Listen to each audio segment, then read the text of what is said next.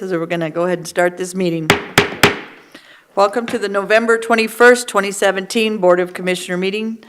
We're calling the meeting in order at this point, and then any silence, or please silence your cell phones, pagers, and other electronic communication devices. Agendas are located at the back of the chambers on the bookcases if you need one. First, we'll have a moment of silent reflection, and then the Pledge of Allegiance led by Commissioner Buskard.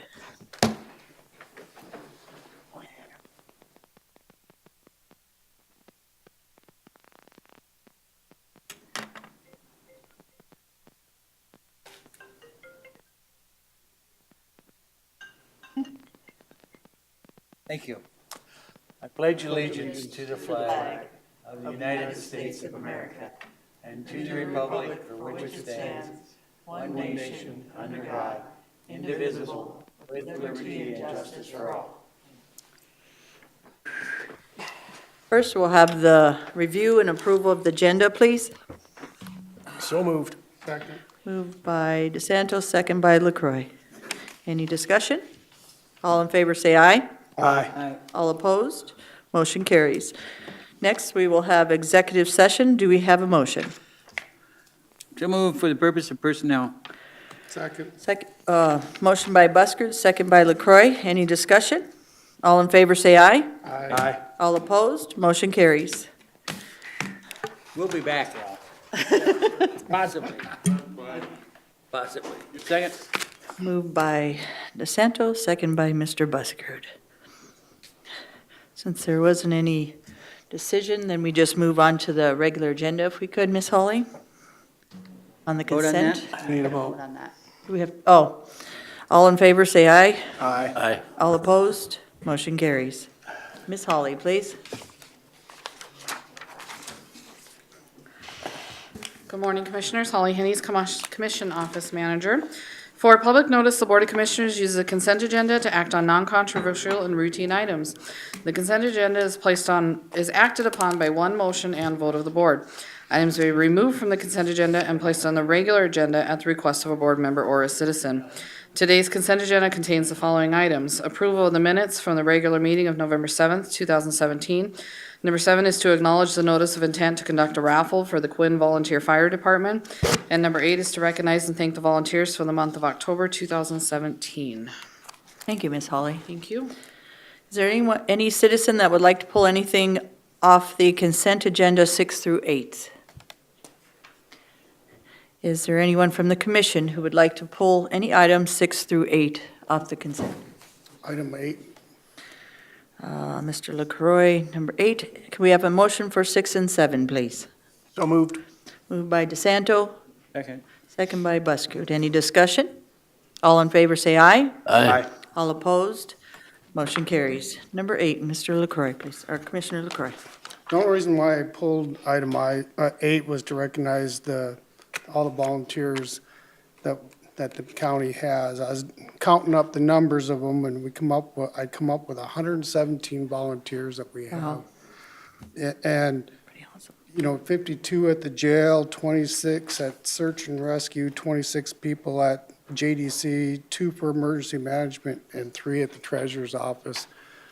And I just wanted to kind of highlight that for the community, that without all those volunteers, it costs the taxpayers a lot of money and a lot of the work that they do, and that's a heck of a lot of employees, or a lot of volunteers. And I just wanted to kind of highlight that today to mention how many we had, and I appreciate them. Thank you, Mr. LaCroix. I appreciate it. Do we have a motion for number 8, please? Move for approval. Second? By LaCroix, second by DeSanto. Any discussion? All in favor say aye. Aye. All opposed? Motion carries. Now we're on regular agenda items 9 through 15. First, we're on number 9, and Ms. Hawley, I think we're continuing that till Yes, December Commissioners, 5th. can I respectfully request a motion to continue this until the December 5th commission So meeting? moved. Moved by Second. Buskard, second by DeSanto. Any discussion? All in favor say aye. Aye. All opposed? Motion carries.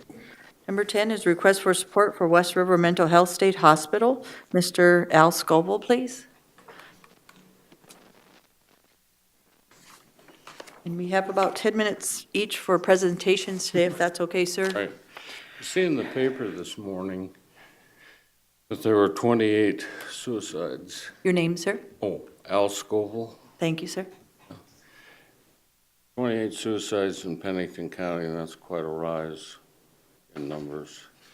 And if you read the Rapid City Journal, there was an article a couple of weeks ago about the Rosebud Indian Reservation and the problems they're having with IHS, Indian Health Service.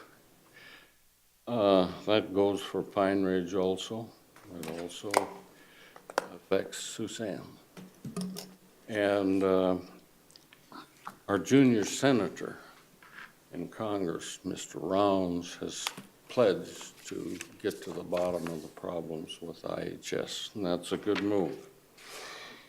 And then on Saturday's Journal, I have to commend the Journal. They're covering stuff pretty good. It says U.S. should declare war on PTSD. Now, I want to bring to your attention what PTSD is. About 3 years ago, my wife and I took in a homeless veteran and his son, who's now 5. The other day we were coming home from buying groceries, and I noticed Louis Rodriguez, who's sitting here today, was uneasy. And I said, Louis, what's wrong? And Louis says, I keep seeing dead bodies along the roadside as we're driving down the road. This is PTSD. Also, he was a tanker in Afghanistan, and he's been out of the Army for about 8 years. And he was a tanker and also a scout, and scouts are treated like pieces of paper by the Army. I mean, they just lose them left and right. In any event, we were cresting a hill, and I noticed Louis was uneasy. And I said, what's the matter, Louis? And he said, well, when you're a tanker and you start going up a hill, you don't know what's on the other side. And he was sweating like a son of a gun. And that's PTSD. And the Journal's article is spot on. We should declare war on PTSD. You know, we've talked about a West River mental health facility in this area for literally decades. And I grew up in Pierre, and I went to law school with Bill Janklow. God, that was an experience, I'll tell you. And you know, they all give lip service to mental health. Nothing seems to get done. For me, it's a question of malfeasance and misfeasance. They didn't do what they should have done. They didn't pay enough attention to mental health. And they did some things that they possibly shouldn't have done. Our state is in a crisis. Wyoming's experiencing the same thing. Mental health is something that nobody wants to acknowledge. Nobody wants to talk about it because it's such a miserable topic. And the time is now. We've got the right people here to support this endeavor to get a West River mental health facility in Rapid City or someplace west of the river. When people need help, they need it now. They need it right away. We have to wait for the bus to go down to Yankton, and I'm told that Yankton isn't really fulfilling its obligations at this juncture, because even if you have a mental commitment through the court system, what happens is they treat them for about 2 weeks and return them right back. That exacerbates our law enforcement problems. It exacerbates our hospital problems, so forth. And then the hospital has said, if we're full, we're going, the only solution is to send them to jail, these people that are mentally deficient. And we can't take them at the hospital because we're not equipped to handle them at the hospital.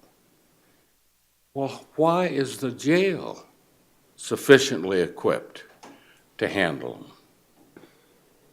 To lock up a person who is deficient in mental capacity exacerbates their problem.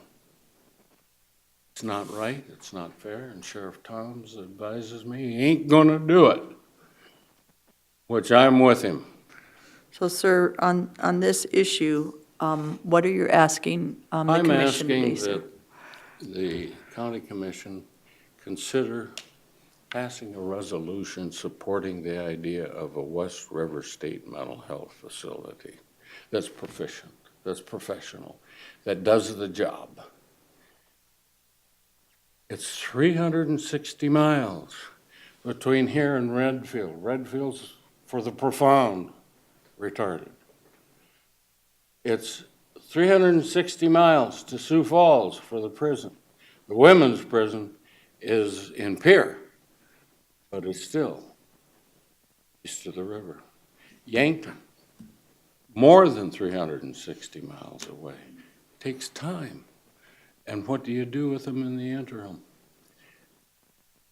It is an idea that has been talked about, preached about, discussed, and the time is now. We've got the right people at the right time to affect this piece of legislation that'll have to go through. It'll be about a 3-year throw to get this through. That's my estimate.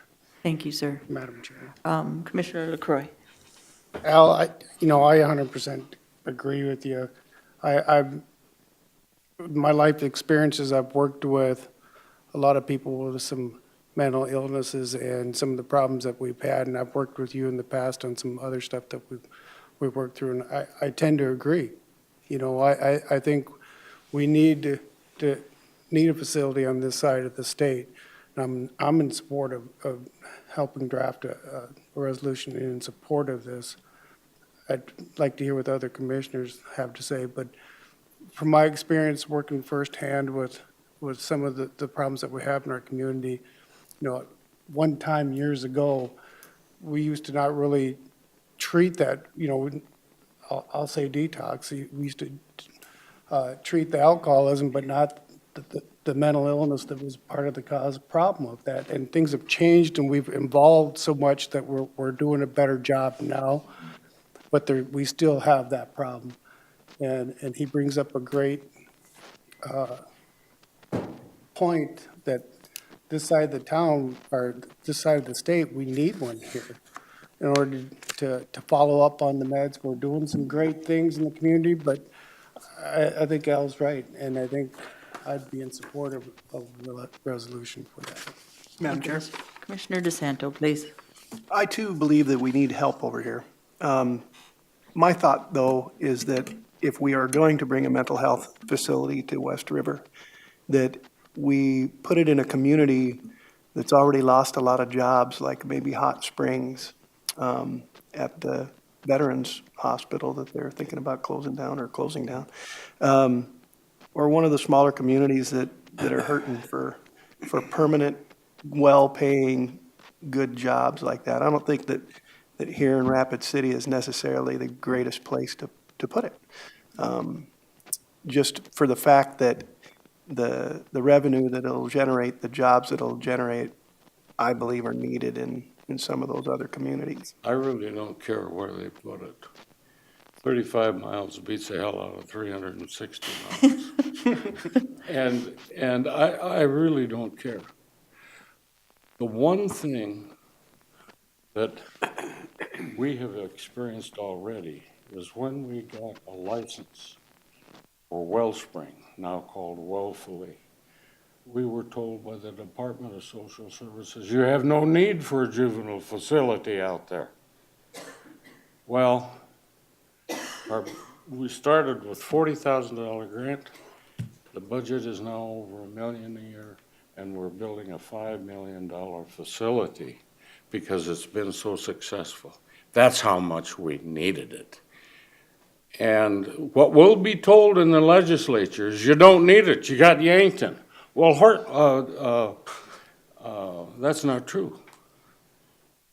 It's just not the case at all.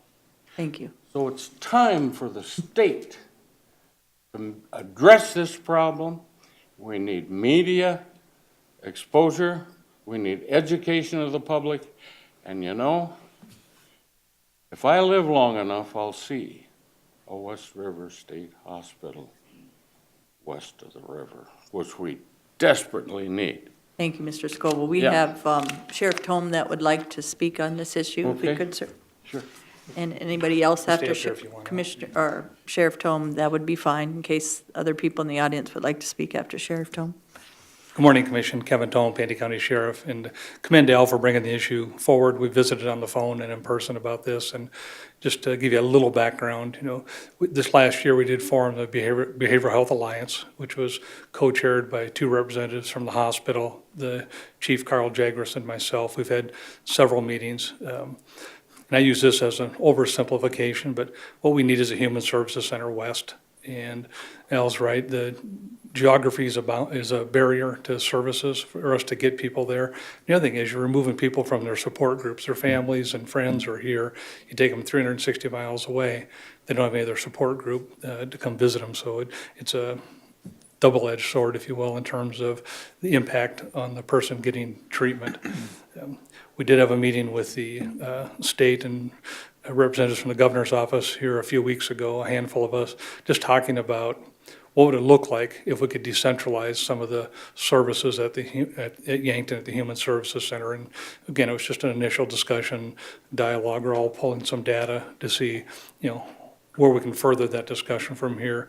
A group of us are meeting again tomorrow morning for breakfast to talk about this very issue. So there's some traction, some movement going on in the community, and the commission taking a stance publicly in support of Al's resolution would be useful. So, thank you. Thank you. Do we have anyone else who'd like to speak?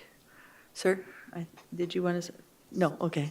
Anybody else would like to speak on this resolution? Madam Chair, I think I heard the sheriff volunteered to write the resolution for us.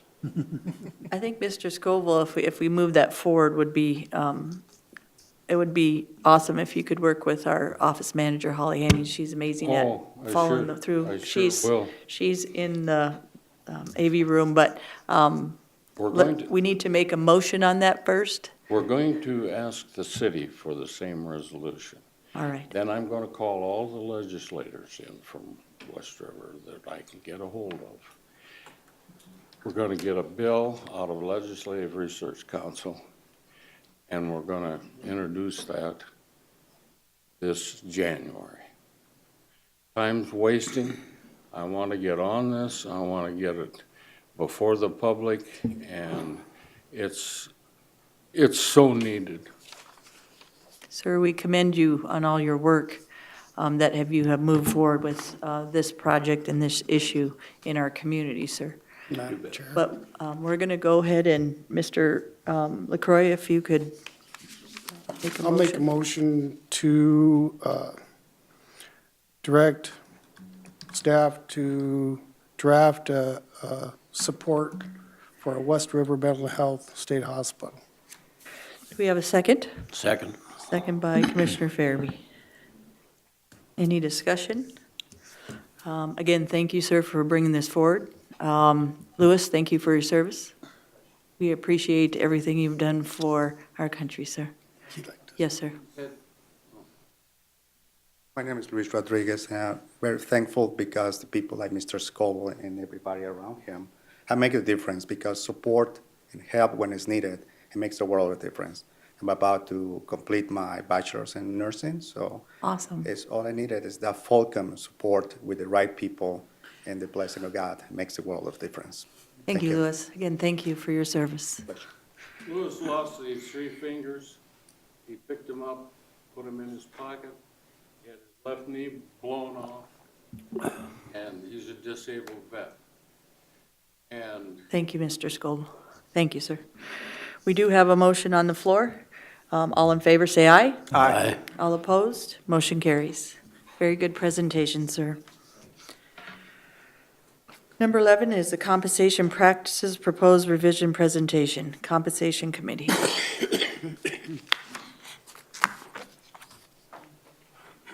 Hi. Your name? Steph McCoy with the Sheriff's Office, you. and I am here on behalf of the Compensation Committee. Okay. In your packets was the updated memo, a few changes from last time when we met. We took the discussion from the commission meeting, met again as a Compensation Committee, and then as a department head. And before you are the edits from that. Thank you. So I'm not going to read it to you, but I am going to overview what was changed since last time we met. Okay. In the beginning bullets, we did address the 1.25% steps on the current scale, moving to 1%, recommended moving that to 2019.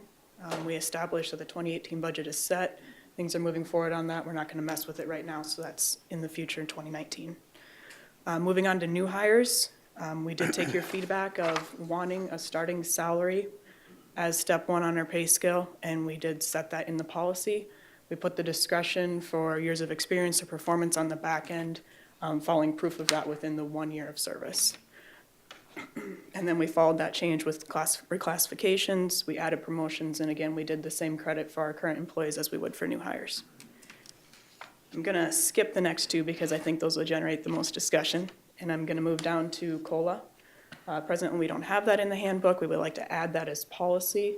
The change we made there was tying in the time of service differential and making sure that was indexed as well.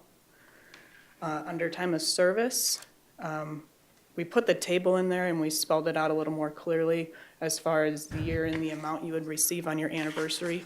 Our intention is not to have that table in the handbook because as it's going to be indexed, it's just going to cause confusion. So those amounts are for your benefit today. No change to sick leave separation benefits, and then the cost we can get to at the end. So I'm going to back up to the annual steps. Feedback from the last commission meeting is it's one way or the other. You didn't like the mixed policy of giving the discretion of up to 2 1% steps on the person's hire date. So we did edit that policy again to be effective 2019 to be 1% step on your anniversary date. The next portion came out of the department head meeting, and that being to add performance pay. There is a desire for that discretionary bump on your anniversary for the purposes of incentivizing performance. So we did add performance pay with the intent of doing that, and that would be an additional 1% step on top of what you receive for being an employee and meeting that year of service. You could have an additional step based on your performance. Thank you, Steph. Questions from the board? No questions. Madam Chair, Commissioner LaCroy. I think I've said this in the past, Steph, but the compensation committee, when they were discussing this, they worked hard to get where they are today. I mean, they went back, this is the 3rd time you went back. You guys considered Mr. Fairby's consideration that it'd be automatic instead of, so the people know, and they've addressed that for George. And I think there was a lot of give and take back and forth in this compensation committee meeting. The group, I mean, it's not all one-sided, so I think they did due diligence in the work. You know, one of the highlights that I think is they went to the anniversary dates, number 1. Then there's some discretion in performance in steps. And so, you know, after attending them, I'm in support of what they brought forward.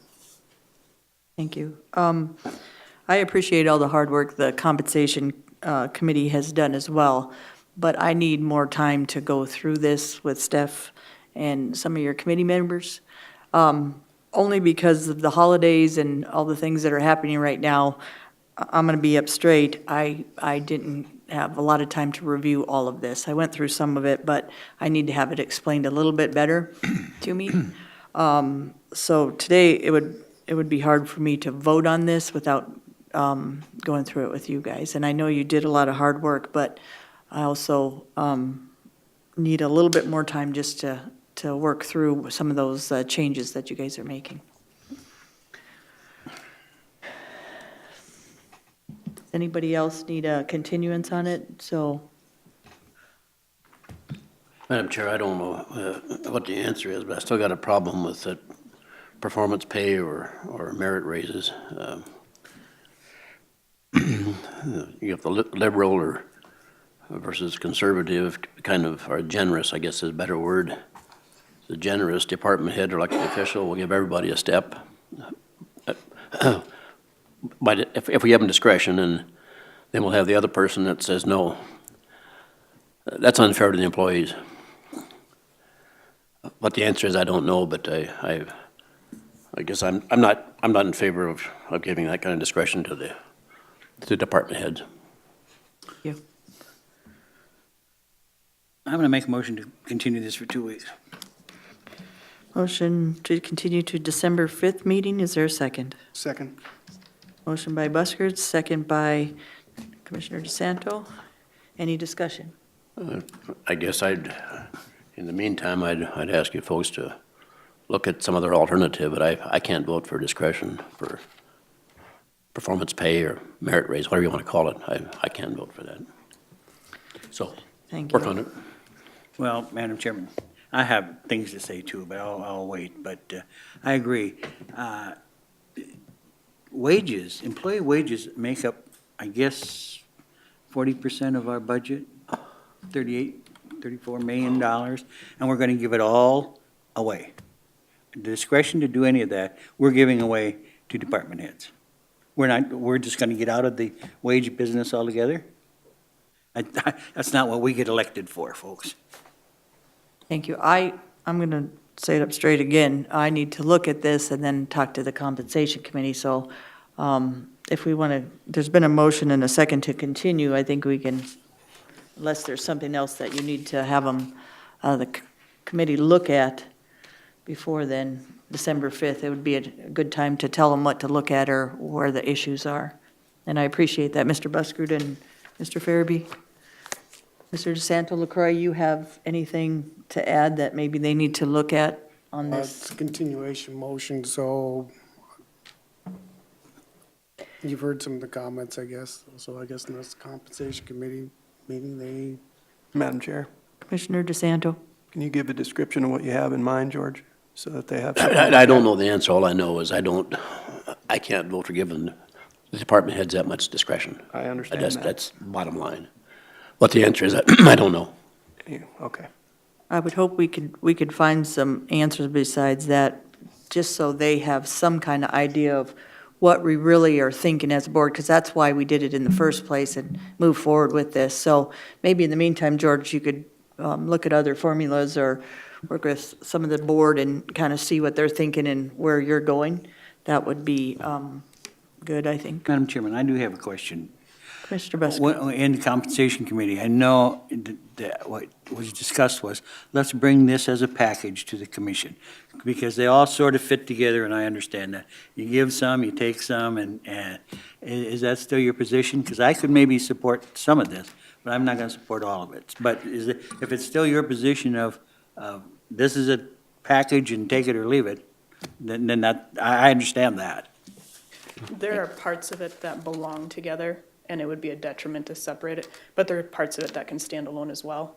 And we can separate that out for the next meeting so you can see Thank what you. that is. Thank you, And Steph. Madam Chair, I'm all in favor of rewarding the really good employees, and not that they're not all good, but there's those that deserve a little extra, and then there's everybody else. And I can't see giving that discretion to the department heads. Well, who would we give that discretion to? I don't know. Us, because we wouldn't know the employee, but again, it is a continuance, but Commissioner DeSanto. I'm wondering if we are maybe, maybe looking at more of a time of service differential starting at year 2, as opposed to years 10 to replace the performance pay. Or possibly, maybe one-time bonuses, not bonuses that are continuing forever, but as merit awards. George isn't opposed to giving exemplary employees a bonus, maybe? That's a one-time bonus, and then it's reviewed again the following year, and And Mr. Santo, maybe you could put that in an email so they have an understanding. You do a lot of this kind of kind running of it by stuff. you guys.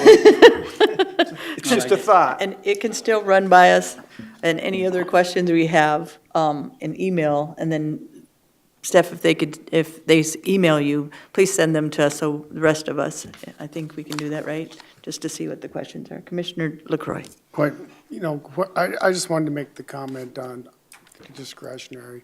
Discretionary was to highlight for outstanding employees and to help show incentive and support for them as the discussion went. I understand some of the opposition of that, but, we have several different departments, and if we have one that we think that's not, that just gives them out, we're kind of punishing the many other ones that we have that do a good job and would follow through with that. I've always been an opponent of making policies for one person or one incident or a small percentage of an incident that affects everybody in the whole. So I'd just like to consider that just a little bit, that we may have concern with one or a small percentage of what's going on, but the bigger picture is what I try to look at. And that's how I looked at, the discretion part of it. All righty. Thank you, Commissioner LaCroy. There is a continuance on the floor. All in favor, say aye. Aye. All opposed, motion carries. Thank you, Ms. Steph. And I'll make it a point to get with you, Ms. Steph. Thank you. Number 12 is potential discretionary tax formula, Wall Economic Development. Cheyenne McGriff. Hi. Hi. Just state your name again, please. Thank you. Hello, my name is Cheyenne McGriff, and I am the Executive Director of the Wall Economic Development Corporation. First of all, I want to say that I'm honored to have the opportunity to speak with you all this morning, and I sincerely want to thank you for your partnership and support for keeping the Pennington County Satellite Office open in Wall. We do appreciate that. I would just like to share a few brief pieces of information to help you get to know the Wall Economic Development Corporation, or WEDC, a little better. The vision of WEDC is for Wall to continue to be a dynamic community that future generations can call home.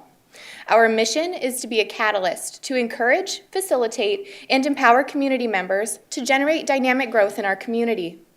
A few of our primary goals are to market Wall as a great community to live year-round, facilitate housing development, retain 100% of our current businesses and help 10% expand, and attract businesses to the Wall area, specifically value-added agriculture.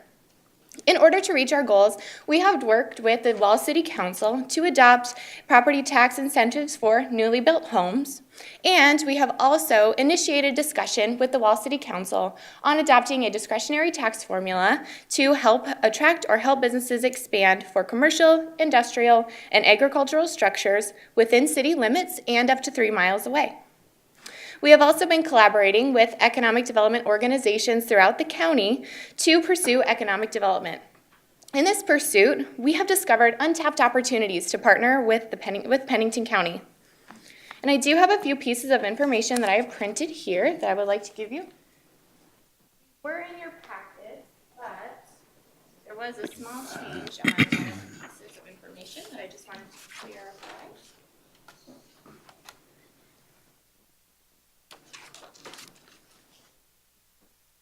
Easier if you want to pass them. So first is this chart. Let's do it this way. And I just Thank you, created a simple chart explaining Thank you. what different counties in our area and one county, East River, is doing. And then I have this information here. I know you have this, because I've looked at it. And Thank this you. one is the one that was updated, Okay. so I just wanted to give that to you to make sure you have the most recent information. Yep, we have both of them, Ms. Cheyenne. Maybe not. Maybe not. It's the one that had it changed, the chart with the numbers here. Okay, thank you, Ms. Cheyenne. Let me get that to you. Thank you.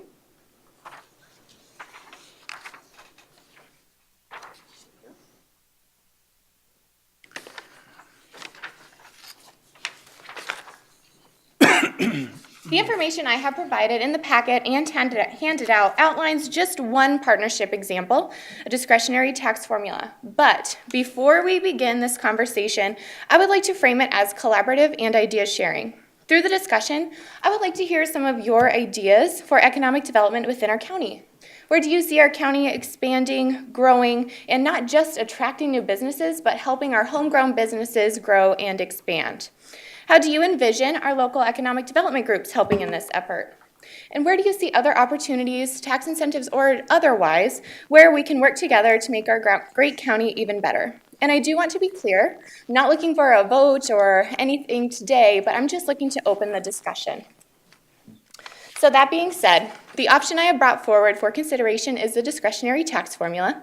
I do realize that Shannon provided some wonderful information ahead of time explaining this in more detail, but I would like to briefly just review the formula. The discretionary formula is a tax incentive for new construction that can be implemented by municipalities or the county. According to South Dakota Codified Law 10635.2, it outlines the discretionary formula as well as the different types of development that are allowed under the formula, including industrial structures, commercial or non-residential agricultural real property, and new commercial residential structures. The county already does have one discretionary formula adopted October 2007, which applies to real property that is zoned residential, platted, and improved with the necessary infrastructure to allow for future residential construction. I also included a chart in your packet that outlines our surrounding counties, which I showed here, this chart, and the things that they are doing with the discretionary formula. I have also included a rough estimate of the numbers, and I apologize, they did print out a little small, so if you have reading glasses, you might need them. But these are examples for a 0% assessment for 5 years, or the option for a graduated formula, 20% year 1, 40% year 2, 60% year 3, 80% year 4, and 100% year 5. And as I said, the piece that I handed out to you is the most updated version of the file.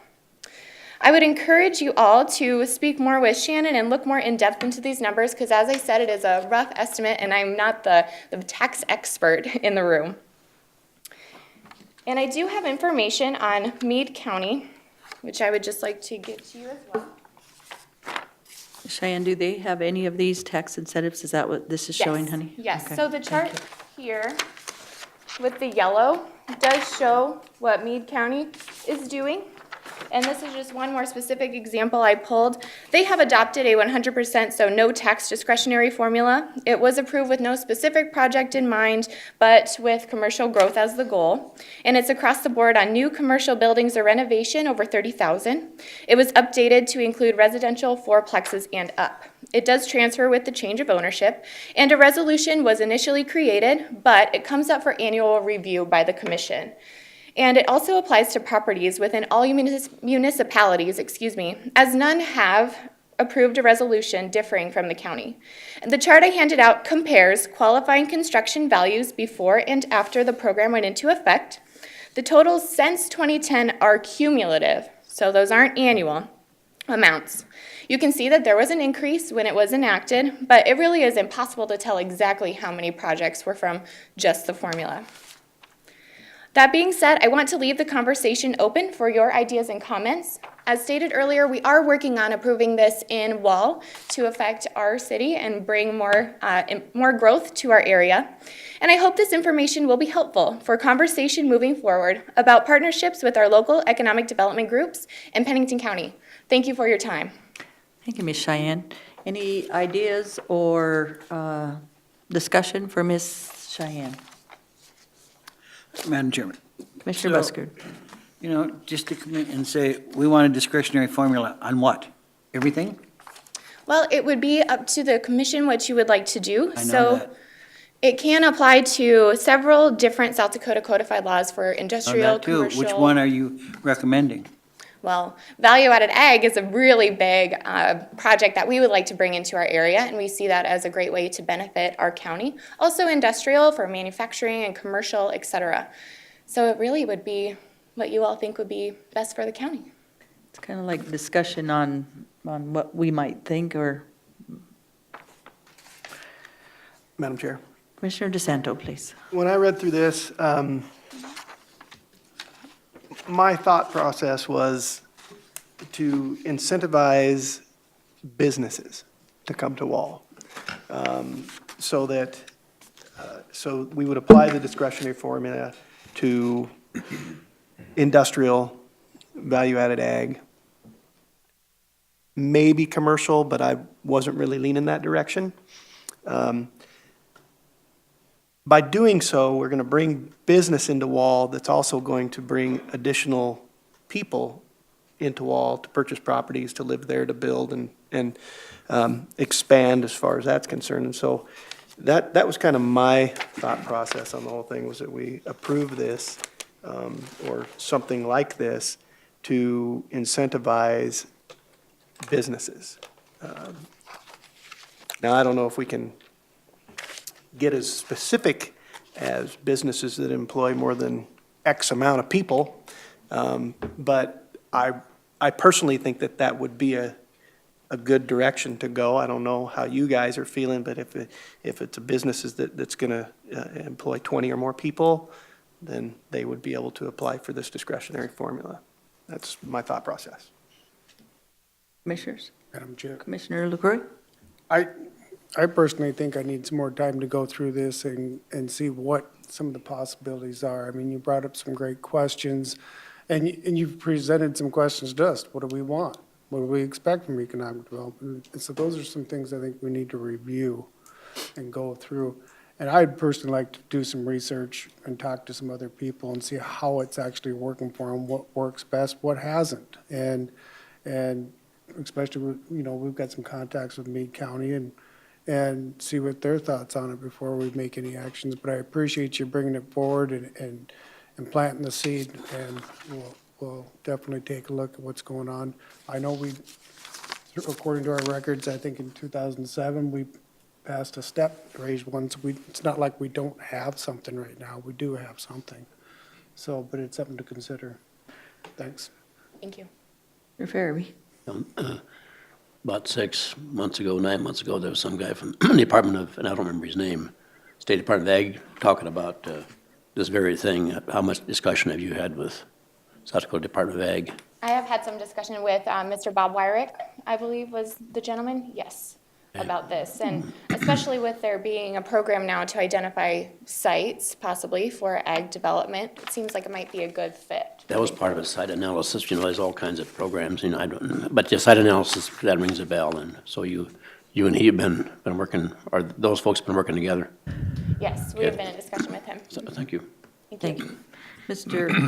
Commissioner DeSanto, this is your district, and I'm not against this. I just kind of want to see what that formula looks like. I think with the ag guy, Bob, and Shannon Rittberger, there might be some solutions to where this can go that is positive for people in Pennington County. And I also, Ms. Cheyenne, I like all the work you've done on this, and I appreciate all the work you've done on this and the information that has been brought forward. So I would hope that with the right people and our commissioner, that we could bring something forward that would make sense to boost the economy of not only Wall, but maybe other formulas that would work for other areas that need help as well. So thank you for your presentation today. Thank you. Good Thank you job. for your time. I appreciate it. Thank you, Ms. Cheyenne. Ms. Julie, please. Julie Pearson, Pennington County Auditor. When you talk about discretionary formulas on the valuation of property for a specific area or specific business, type of business, I must remind you that when you reduce the value by a discretionary formula for any individual piece of property, Yes. the rest of the county has to pick that up. And in addition to that, when you do it in a specific area, then we have the rest of the people, the rest of the taxpayers in that school district are levied again for the loss of that money to taxpayers in that school district. So if you do it for the Wall community, what break one individual or one taxpayer or one business is given is made up because the schools don't lose. So everybody else in that district, school district, pays that current. And everybody else in the entire county has to pick up that loss of property taxes. Just so you know, it's very, very similar to a TID. But if they do a ag property, they turn it into a business property, I mean, how much more is that adding to our tax base by, you see what I'm saying? So. That's the feeling, but it's very, very similar to a TID. It costs that school district, just like a TID does, which philosophy is, brings out economic development, and I believe that's why the board approved the residential one at the time, but everybody then in both the school district that the property is related to, as well as the entire county, pick up the difference. Do you know if that's an ordinance, the residential one, Miss Julie? I believe 2007. we already have. And if it's outside Yeah. the state's the state has determined what the proper discretionary formula is, 10, 20, whatever it is, and Shannon could probably tell you. For schools, if you approve it outside of that, there's even more of a re-levy for that school district. Thank you, Miss Julie. In answer to your question, the county has adopted a discretionary formula for the rural subdivision. Your name, sir? Shannon Rittberger, And you're our, Director of Equalization. thank you, sir. I don't know if that's an ordinance. The county has the option of adopting these discretionaries. The county did that one, as Cheyenne said, in 2007. Thank you. Board, any discussion? And this resolution's got 6 different statutes and that were adopted, and I didn't look those 6 statutes up. Are they all subdivisions? No, there are various statutes that the county or municipality can adopt, and they will apply to commercial development. We have rural subdivision land, industrial, the different types of properties. That's what those statutes describe. Okay. You can adopt a discretionary formula for each one of those. We have one. Well, this says 6 statutes, Well, there's a statute for each of those types of properties. and we adopted in 2007. The board adopted all 6 But of them. I think, Commissioner Fairby, I think we adopted a 0, Yeah. no discretion for 5 of them. I think that's what that says. And then a 20, 40, 60, 100 for the other one. Yeah. But 5 of them there is no discretionary. I think we did that, frankly. I can't tell you why. Because if we don't adopt it, then municipalities can. And I think we adopted it, so now they can't. We would have to probably, and I don't know, Shannon or Jay may have to decide this. We may have to, if Wall wants to get involved in one of these, sounds like we may have to give up one of ours and unadopt it. We adopted a 0, right? So Shannon? that's what it is. Well, Pennington County had discretionary formulas, some of them or all of them or something before this, so then had to then say, okay, 0 on those, or we are not doing those, and now we're gonna do a rural subdivision. So I think you're making a legal argument there when you adopt a 0. Does that mean we have one? Or I thought the intention is to not do those others and now do rural subdivision. That's what we have a state's attorney's office for, but. That's true. My opinion is, once we adopted it, but it's 0. That's the way it looks when you read that, yeah. It is. Miss Cheyenne, did you have something else you'd like to share? Nope, the question was answered. Okay, thank you, Miss Cheyenne. Madam Chair? Commissioner DeSanto. Don't go please. away, Shannon. Again, how specific can we get? Can we get so specific as so that we say that only on new construction, we're going to apply this discretionary formula? In other words, if they were, let's say, Green Tree abandoned their building, we're already collecting industrial taxes on that piece of property or whatever, that wouldn't apply. If they're moving into an existing facility that was already industrial, we're not giving them the discretionary formula. If they're moving in, developing a 14-acre piece of property that had nothing on it but corn, That's what I'm saying. and turning it into an industrial complex, then we apply the discretionary formula to that. Is that I appropriate? don't think the statute says anything about property with corn on it. I knew that was coming. Nothing against corn. DeSanto, you set him up to give you some heck. The statute says that it'll apply to new construction or remodel above a certain limit. And I think it's $10,000 or more. So the statute allows you to do what you're doing. It does not apply to an entity that buys an existing building and just moves into it. Okay. No, this is on an increase in value. They build a new building, but it could apply to a substantial remodel of a building. Sure. Or But it- expansion? Yeah, but it doesn't apply to what your comment earlier about 20 employees or more. It doesn't give you that. Okay. It's a new building or an addition or remodel. Okay. So the bottom line, if you have time, Mr. DeSanto, with Miss Cheyenne, get together with Shannon, and it sounds like Miss Julie, and learn some of the ins and outs of this. Good. And Yeah, it's not a bad idea. Interesting, so yeah, I'd love to. Yeah, it is. Thank you. Very interesting. Thank you for your time. Number 13 is items from the auditor.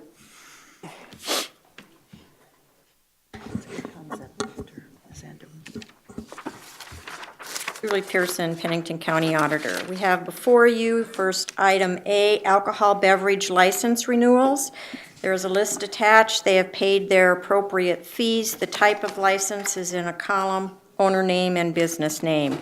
All the documentation is attached as required by Move the state. approval. Moved by Commissioner Fairby, second by Commissioner LaCroy. Any discussion? All in favor, say aye. Aye. All opposed, motion carries. The next is a transfer retail on sale liquor license with Sunday sales from Ponderosa Restaurant and Lounge. Owner Move name. approval. Second. Miss Julie, did you need to finish, or are you good? No, I'm good. Okay. Moved by Commissioner Fairby, second by Commissioner DeSanto. Any discussion? All in favor, say aye. Aye. Aye. All opposed? Motion carries. See if we could go at one at a time, Miss Julie. C Fine. 1 through 10. First is supplement number 13 for calendar year 17, a general fund jail budget supplement. Information is attached. Hearing was scheduled today. Motion needed, if approved, a supplement to the 2017 general fund jail budget in the amount of $75,000 from non-budgeted revenues received in the current year, which is over-collected revenue, so does not affect our reserve. Thank you, Miss Julie. We have a motion or discussion? Move for approval. Moved by LaCroy, second by DeSanto. Discussion, please? I've got a question now. The scanner's gonna cost $150,000.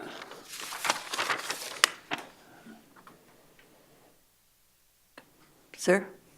Again, Kevin Tone, Pennington County Sheriff. What was the question, Commissioner Fairby? The body scanner's gonna cost $150,000. Yeah, 150, 160, somewhere in there, yep. So we got, a month or so ago, we got 75 from the state. And then we're gonna take the other 75,000 out of the county money. That's correct. That's correct, Yes. and so that extra 75,000 comes from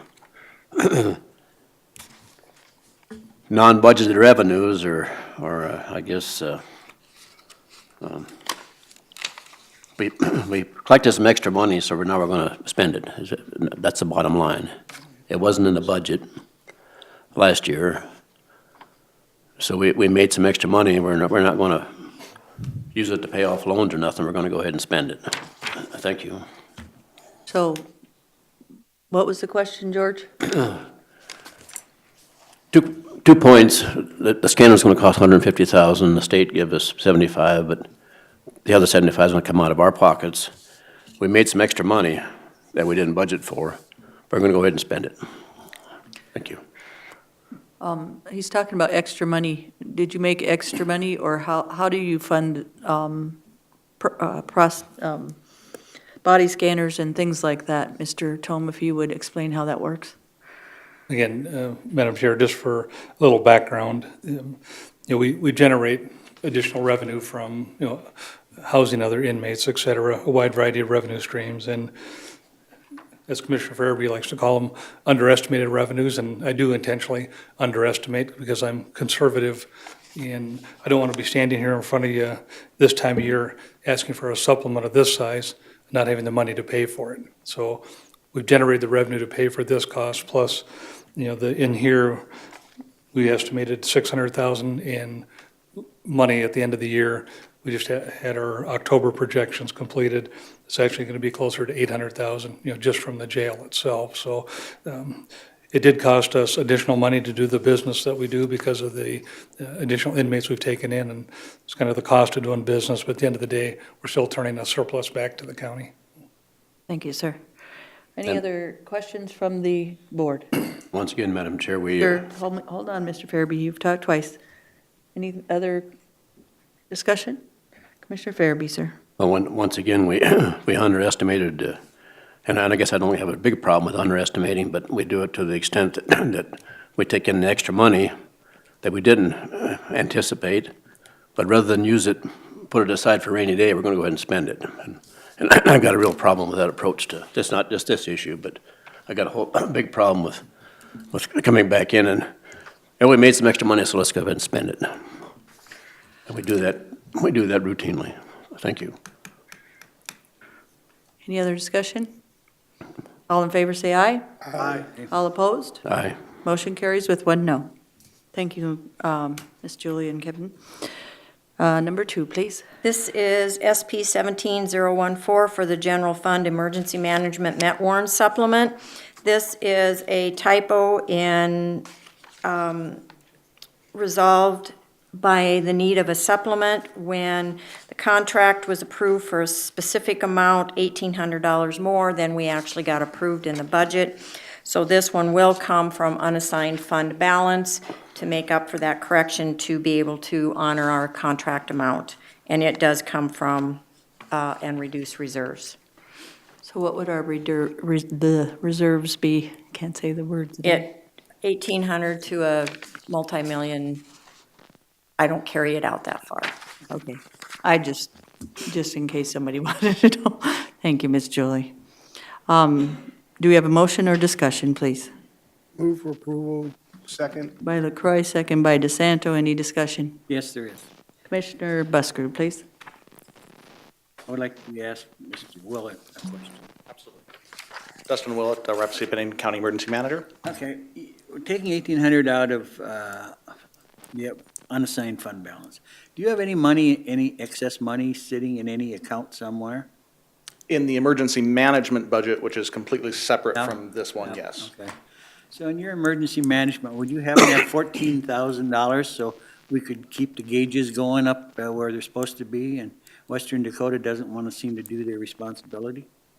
If it was the will of the board to have my budget do that, then that's certainly a discussion we could have. There's not extra money. As we talked the other day, there's already some significant cash flow issues there. But if you want to have a discussion on the value of those gauges to the county and how my office might be able to support that, we can certainly have that I would like to discussion. put that on next agenda to find out just what you said, if they're necessary or not. Absolutely. Are the commission agenda or his board? Commission agenda. Okay. Is it just those gauges or different gauges in The only two Pennington that aren't County? being funded, as far as I know. Those two gauges are completely out of the Met warrant. It would be an additional Those aren't part of our flood warning gauges. Our flood warning gauges are handled by this budget. Right. Those are separate gauges. That would probably come into the conversation then, that. Absolutely, Okay. absolutely. Do you have a motion and a second? Any other discussion? There's Commissioner no Fairby? connection between our system and those two gauges, correct? Depends on what you mean by We don't- connection. We don't Commissioner. use those to notify the Pennington County residents of whatever. They're not part of our MET warn, our flash flood warning system, no. The answer was yes. Or They are no, no. located in Pennington County, are they not? They are. And we have residents living out in that area? We do. Okay. Thank you. Any other discussion? All in favor, say aye. Aye. All opposed? Aye. Motion carries with 1 no. Thank you. Thank you, Dustin. Number 3, Ms. Julie. The next is Supplement 17015. This is the expenses for the county building projects that are never budgeted for the annual budget because we don't know what they are. They are supported by bond revenue in the expansion fund or the capital improvement funds, whatever you want to call it. So this is to properly account for the expenses for 2017. Thank you. Do we have a motion or discussion? Yeah, I've got a question, Madam Chair, there, where the motion says we're going to supplement the county building expansion fund, and we're going to take it from the county building expansion fund. Yes, that's where the money, that's where the cash is. It's a special capital improvements fund. And we're going to do it to courthouse remodel projects, county health facility, highway building, jail laundry, and kitchen. And restricted fund balance means that we have specific money set up for each one of those projects. Let me rephrase my question, Madam Chair. We're going to switch a row within the net account. Is that what that's saying? No, what it's saying is we have cash in that fund, and we've spent money approved by those contracts, and this places the money in a budget so we can, Spend it. so we spend it, which we already have. We always do this at the end of the year. Any other discussion? Not, we have a motion on the floor? Or we need a motion, I'm sorry. To approve the supplement of the county building expansion fund budgets in the amount of 13,705,507 as outlined. Courthouse remodel, 2381,379, county health facility, 5739,296, highway building, and 5522,182 at the jail and laundry kitchen, 62,650 from restricted fund balance into the county building expansion fund. Do we have a second? I'll second. Busker, second.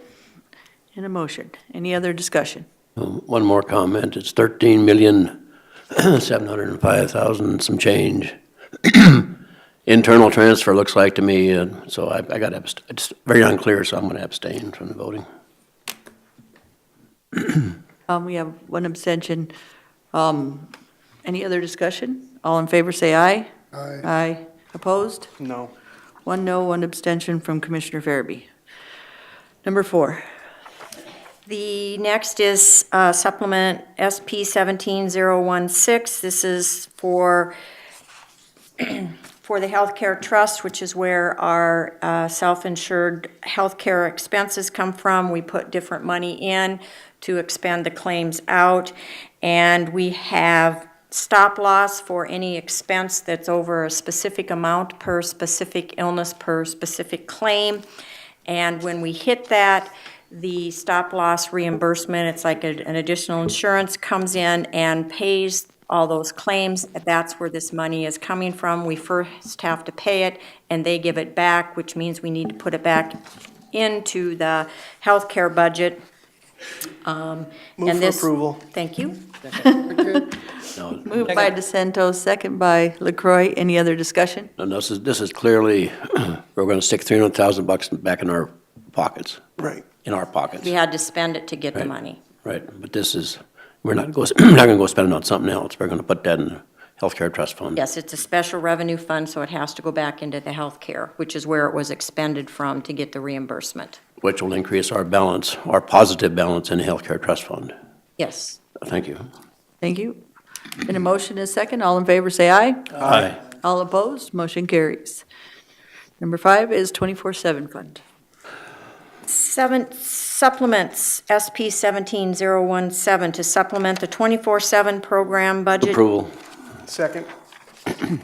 Been a motion and a second. Ms. Julie, can you finish, because the public is listening to this tape, so I kind of want to have people finish what they're talking about. 24/7 program is a self-funding special revenue fund, and this is from restricted fund balance, which is where all the money goes to, and this is to support additional expenses needed during the year to bring in the money for $8,750.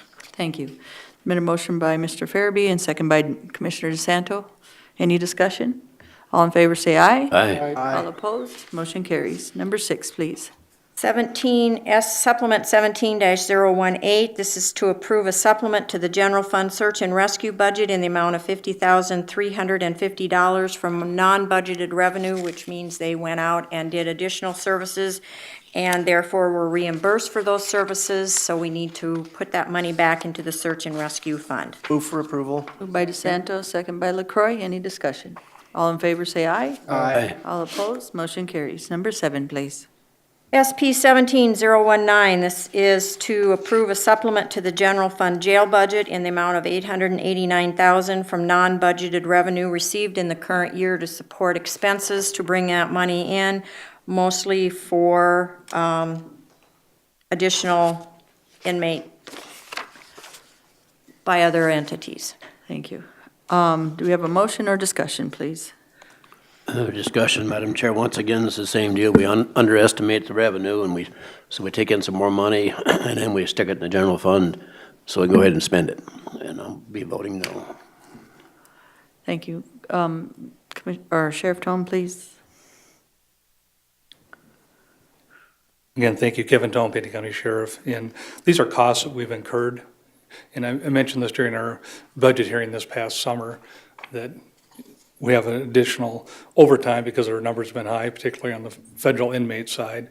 We've had more turnover in the jail. It's hard to get people that want to work 24/7, 365, in what can be a challenging environment at times, so our turnover is higher there, and that impacts the amount of overtime and our staffing costs, and that's the largest part of this. So again, it's additional funds we've generated, and to Commissioner Farabee's point, we're still going to turn back collectively to the Sheriff's Office, probably over $1 million back to Pennington County at the end of the year. So we're not going on a spending spree at the end of the year. These are legitimate costs that we've incurred throughout the year. So, thank you. Thank you. Madam Chair, Commissioner DeSanto. part of that turnover also is due to the stress that's involved in that type of work environment too, correct? Yes, Commissioner DeSanto, it is. It's a difficult environment, and we have staff get assaulted, body fluids thrown on them. It's just a challenging environment, and thankful for the staff that are willing to hang in there and do it every day. So, Do we have a motion, please? Move for approval. Moved by Commissioner LaCroy. Is there a second? Second. Second by Commissioner Buschard. Just one comment. I believe the sheriff does does a great job at what he does for our jail and in our community on how he does his funding and how he spends his funding, just from being in there and being on his boards. I respectfully disagree with Commissioner Farabee. So I've seen it, and I've seen how he works, and I've seen how his staff do their funding, and I think you do a great job for our community and for our jail and our funding. So thank you. Madam Chair. Commissioner DeSanto. Sheriff Tome, you have a report that you're working on right now, expenses and costs, about total operating costs of the jail. Do you have any idea when that might be available? Madam Chair, if I may. I I think I mentioned it to each of the commissioners individually that there seems to be some confusion about, the additional revenue we generate and how we generate it. So what we've done is we've hired somebody to come in outside and look at the jail, juvenile services center, and what we call our transportation system east, the bus that goes across the state twice a week. And I'm hoping by the second meeting in December, I can present that to the commission. And I've asked them to put it in look at it as a business, put it into a business cash flow analysis. So if we did these things, why is it good for Pennington County? If we don't do them, why is it good or bad for Pennington County and also our partners, whether it's federal or other counties? So I hope to have that report completed, again, submitted or presented at the second meeting in December. Good, thank Anything you. else, Commissioner DeSanto? Did you say who's doing this audit, or who's doing the study, or who's doing the what? Yeah, we've hired Casey Peterson and Associates to do the work for us, and it'll have all the supporting documentation, so anybody can take the report either as a commissioner or give it to anybody else to review, and all the supporting documentation will be there, and you come to your own conclusions, based on all the data that's put together. But wanted somebody independent to do it, and also wanted somebody to look at it as a business model, and that's what we've done. Thank you, Sheriff Tom. And again, I think once you see, and it's good to see, and it's good that this commission is asking questions about that, but I also appreciate, Sheriff, that you're being very transparent and you are moving forward with the concerns of the commission. That way the facts come out instead of us just throwing accusations out without having the facts and the information. So I appreciate what you do, sir. We do have a motion on the floor. All in favor, say aye. Aye. All opposed? Aye. Motion carries with 1 no. Thank you. you, sir. Number 8 is general fund court-appointed attorney budget. This is supplement 17020. This is to approve additional funding for court-appointed attorney budget in the amount of $75,000 and abuse and neglected budget in the amount of $75,000 from unassigned fund balance. This affects your cash balance at the end of the year, but I don't, which is now projected at 17.75. This would have a slight reduction, but this is one of those that you have no choice. We had greatly increased those court-appointed attorney and abuse and neglect attorney budgets for 2018. We've already supplemented into some of the courts-related budgets from additional contingency fund that we budgeted for that reason, but this one is over and above that. But hopefully, we can continue to increase those budgets so we address them at budget time rather than from unassigned fund balance at year end.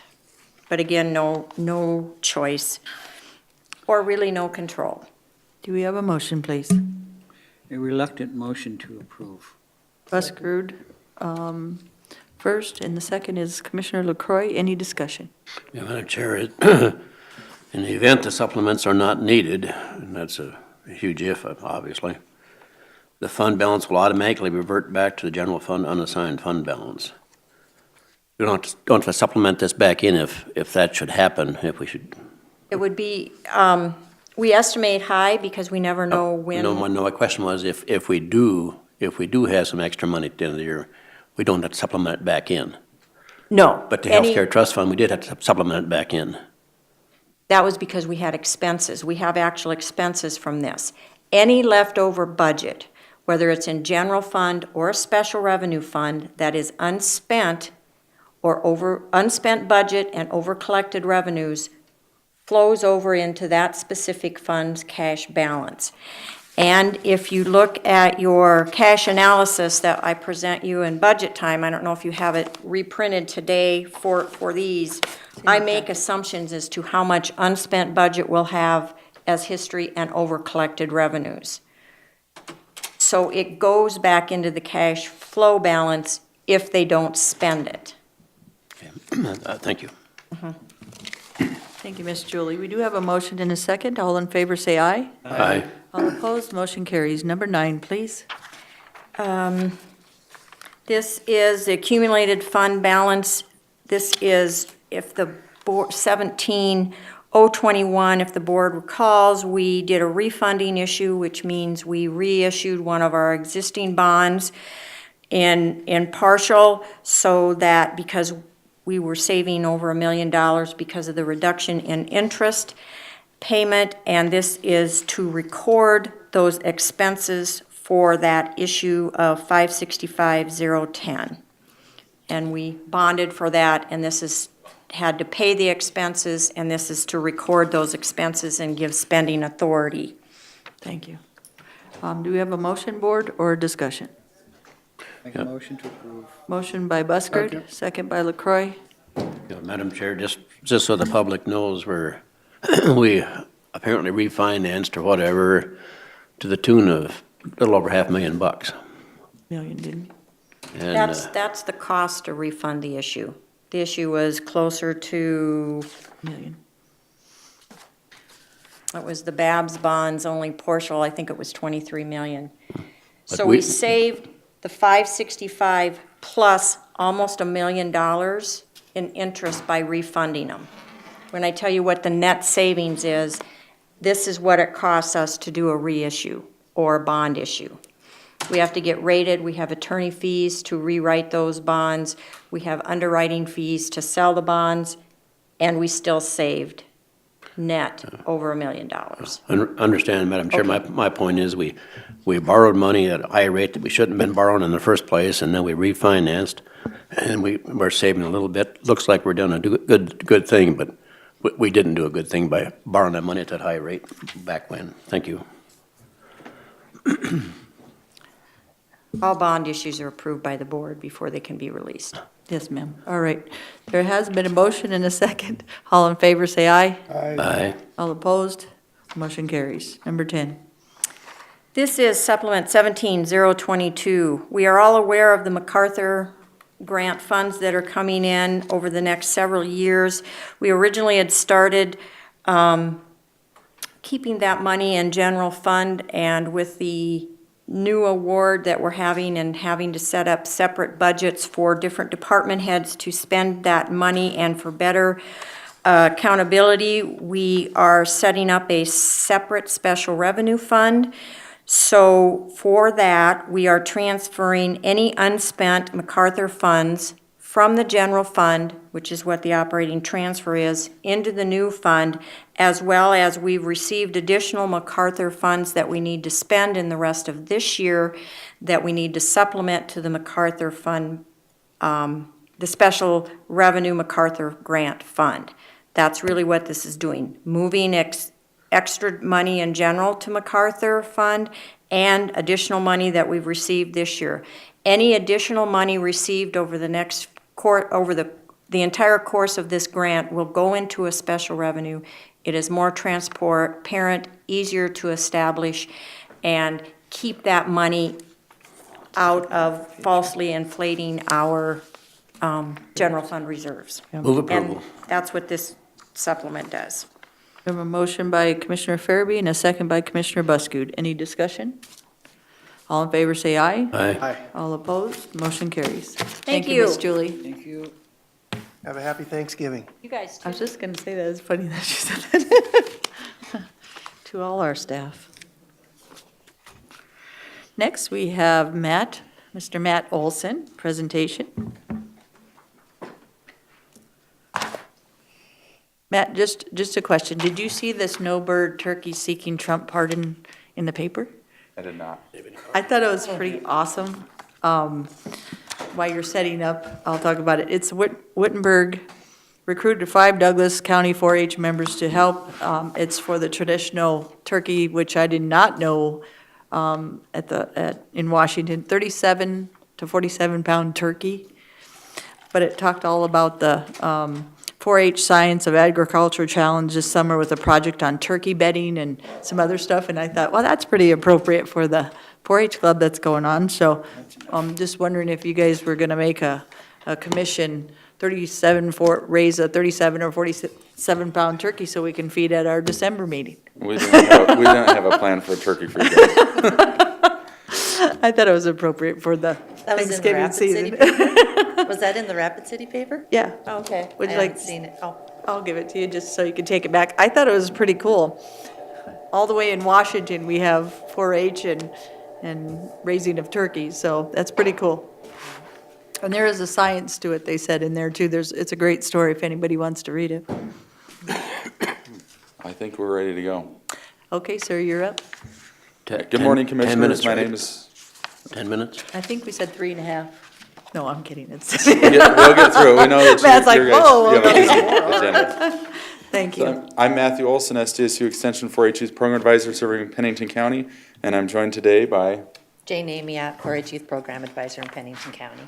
And what we wanted to do today was just give a quick overview of our previous 4-H year, especially right before you guys approve our MOU for the 2018 year. So to start off, just for anybody that's out there watching on YouTube or on the TV, 4-H is a youth development program that's open to all youth ages 5 to 18. 5 to 7 years old are what we consider our Cloverbud members, meaning that they don't actually compete in, say, the fair or other events throughout the year. They're just there to learn. Then our 4-H members that are 8 to 18 learn through their 4-H clubs and then have the competitive events at fair and throughout the year. It is administered cooperatively through the United States Department of Agriculture, South Dakota State University Extension, and also Pennington County. Youth can be involved through 4-H clubs. We have traditional 4-H clubs that meet during the week. There's also after-school clubs that would meet immediately after school. They can be involved in school enrichment programs or through our special interest groups throughout the county. So this past 2016-2017 year, our 4-H year actually runs from October 1st through September 30th. Our 4-H club enrollments, we're going to go over that today. Our monthly workshops, summer camps, our involvement during Central States Fair, school outreach programming, our library programming, and then our goals for 2017 and 18. You do have pick a chicken there. I do have pick a chicken there? Yes. Could be pick a turkey. I can't get off the turkey side. And I must apologize. I just noticed this morning that I forgot to change this to 2016-17 rather than 2015-16, but the numbers are still correct. This past year, we had 606 enrolled members in our 4-H clubs. That is actually #1 in the state of South Dakota for 4-H club enrollments. We've had a steady increase over the last 3 years. As you can see by our graph, last year I believe we ended right around 518 members. And statewide total enrolled 4-H club members is just about 9,500. So of those 9,500, 606 of them are in Pennington County, and like I said, we're #1 in the state for that. This last year, we actually had a new club start, which is one that I'm really excited about, is actually our beekeeping club. I had a gentleman from the Rapid City Wannabes Hobby Beekeeper Club come to me, and he was interested in working with some youth and teaching them about beekeeping. So we've started this club, and they've had a lot of interest. This is when they did their first hive inspection in August, and the goal is to get each one of these 4-H members that's involved or anybody that's interested in learning about beekeeping, teach them about it and get them a hive to start and manage on their own. This past year we had several workshops. We had our club officer training, pie baking workshop, bread baking workshop that was in January, youth horse safety training at the end of February. We actually worked with the Black Hills Poultry Society to host a pick-a-chick, which was to teach anybody in the community about raising chickens. We also had a sewing workshop and then a Lego engineering workshop. So a few pictures from this past year. Up in the top left is actually our club officer training from last November, where Commissioner Buskerud came out. We just had our second annual 4-H club officer training just 2 weeks ago, and Commissioner DeSanto came and spoke at that. And then the top right is our bread baking workshop or pie baking workshop, and then bottom was our bread baking workshop. This top left here is from our Pick-a-Chick Education Day. We had about 20 members from the community come in. Those were from all throughout Pennington County. Then the top right is our Lego workshop and also our robotics challenge workshop. Bottom left is our sewing workshop, and then bottom right is from our youth horse safety training day. This past year we had summer camps, both the traditional ones that we have in Custer, South Dakota, which are overnight. The theme this year was Imagination Station, and our workshops focused on science, technology, engineering, and mathematics. Our teen camp was from June 12th through the 16th, and our youth camp was June 17th through the 20th, and we had 80 youth from Pennington County at that youth camp. That's a mixture of 4-H members and non-4-H members, and all these programs that we do are actually open to anybody in the community, so it's not just 4-H members that are going. We also had hosted summer day camps. We had ones for rocketry series, which was actually a really exciting one that we had. We had 40 youth involved in that. We started off with just one session in the afternoon, open to 20 youth, and that filled up so quickly that we decided to open a morning session. So every Thursday in July, we had 40 youth out to our 4-H building to just learn about rockets from the basics beginnings to at the end of the series. We launched off model rockets on the Central States Fairgrounds. Then we also had programs, summer day camp programs out in Wall on July 10th, 24th, and 31st, learning about energy. So we used solar and Lego engineering kits to learn about different forms of energy, solar, wind, and then we also had rockets and robotics out there. And then we had our summer day camps, July 12th and 26th, here at our 4-H building. So a few pictures from camp. This is from our overnight camps that we had at Camp Bob Marshall. Our rocketry series pictures. The balloons actually are a great starting point to learn about rockets because they react similarly to rockets, and so it's a lot cheaper than actually launching off a rocket every time. So we started off with that, and then I, for some reason, made the mistake of not taking any pictures of actually launching our rockets off, so I just have the one of the rocket on the launch pad. Then out in our wall day camps, this is from the energy series that we did. So we're learning about solar panels here. We also had wind energy and also used it to power some different things that they actually built out of Lego education kits. So Jane, you want to talk about summer day camp? Sure. Pennington County hosts a summer day camp for any kids, not just 4-H. We send out information to the schools about it.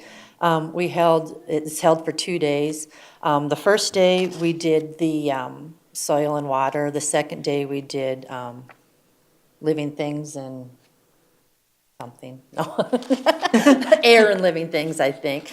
Anyway, the kids anywhere, most of them were like 5 to 7, I would say. There's a few older ones that came to this camp.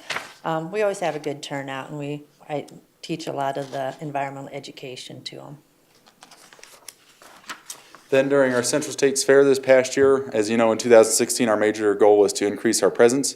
We continued that this year. We had 137 exhibitors and 796 exhibits in the 4-H building. For our animal shows, so we had our cat, rabbit, and poultry show. We had 23 exhibitors total with 28 animals.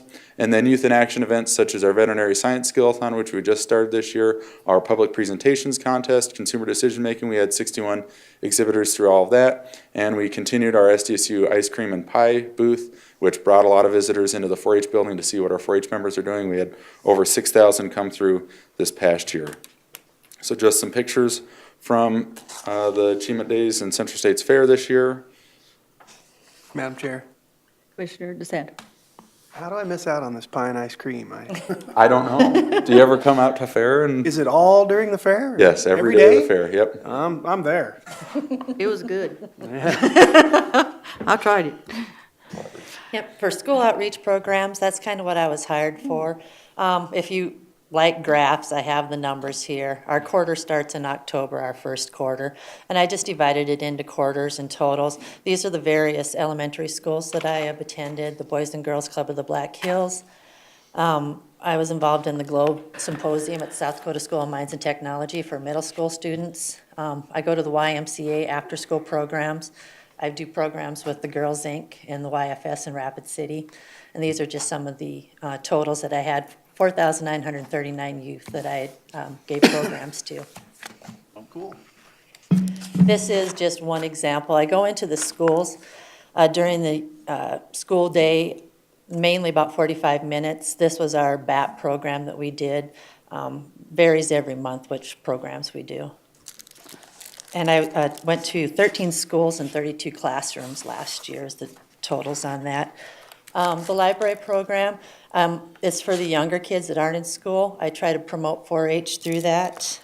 It's at the Rapid City Public Library downtown, and I average about 10 youth per program when I do those every Tuesday morning.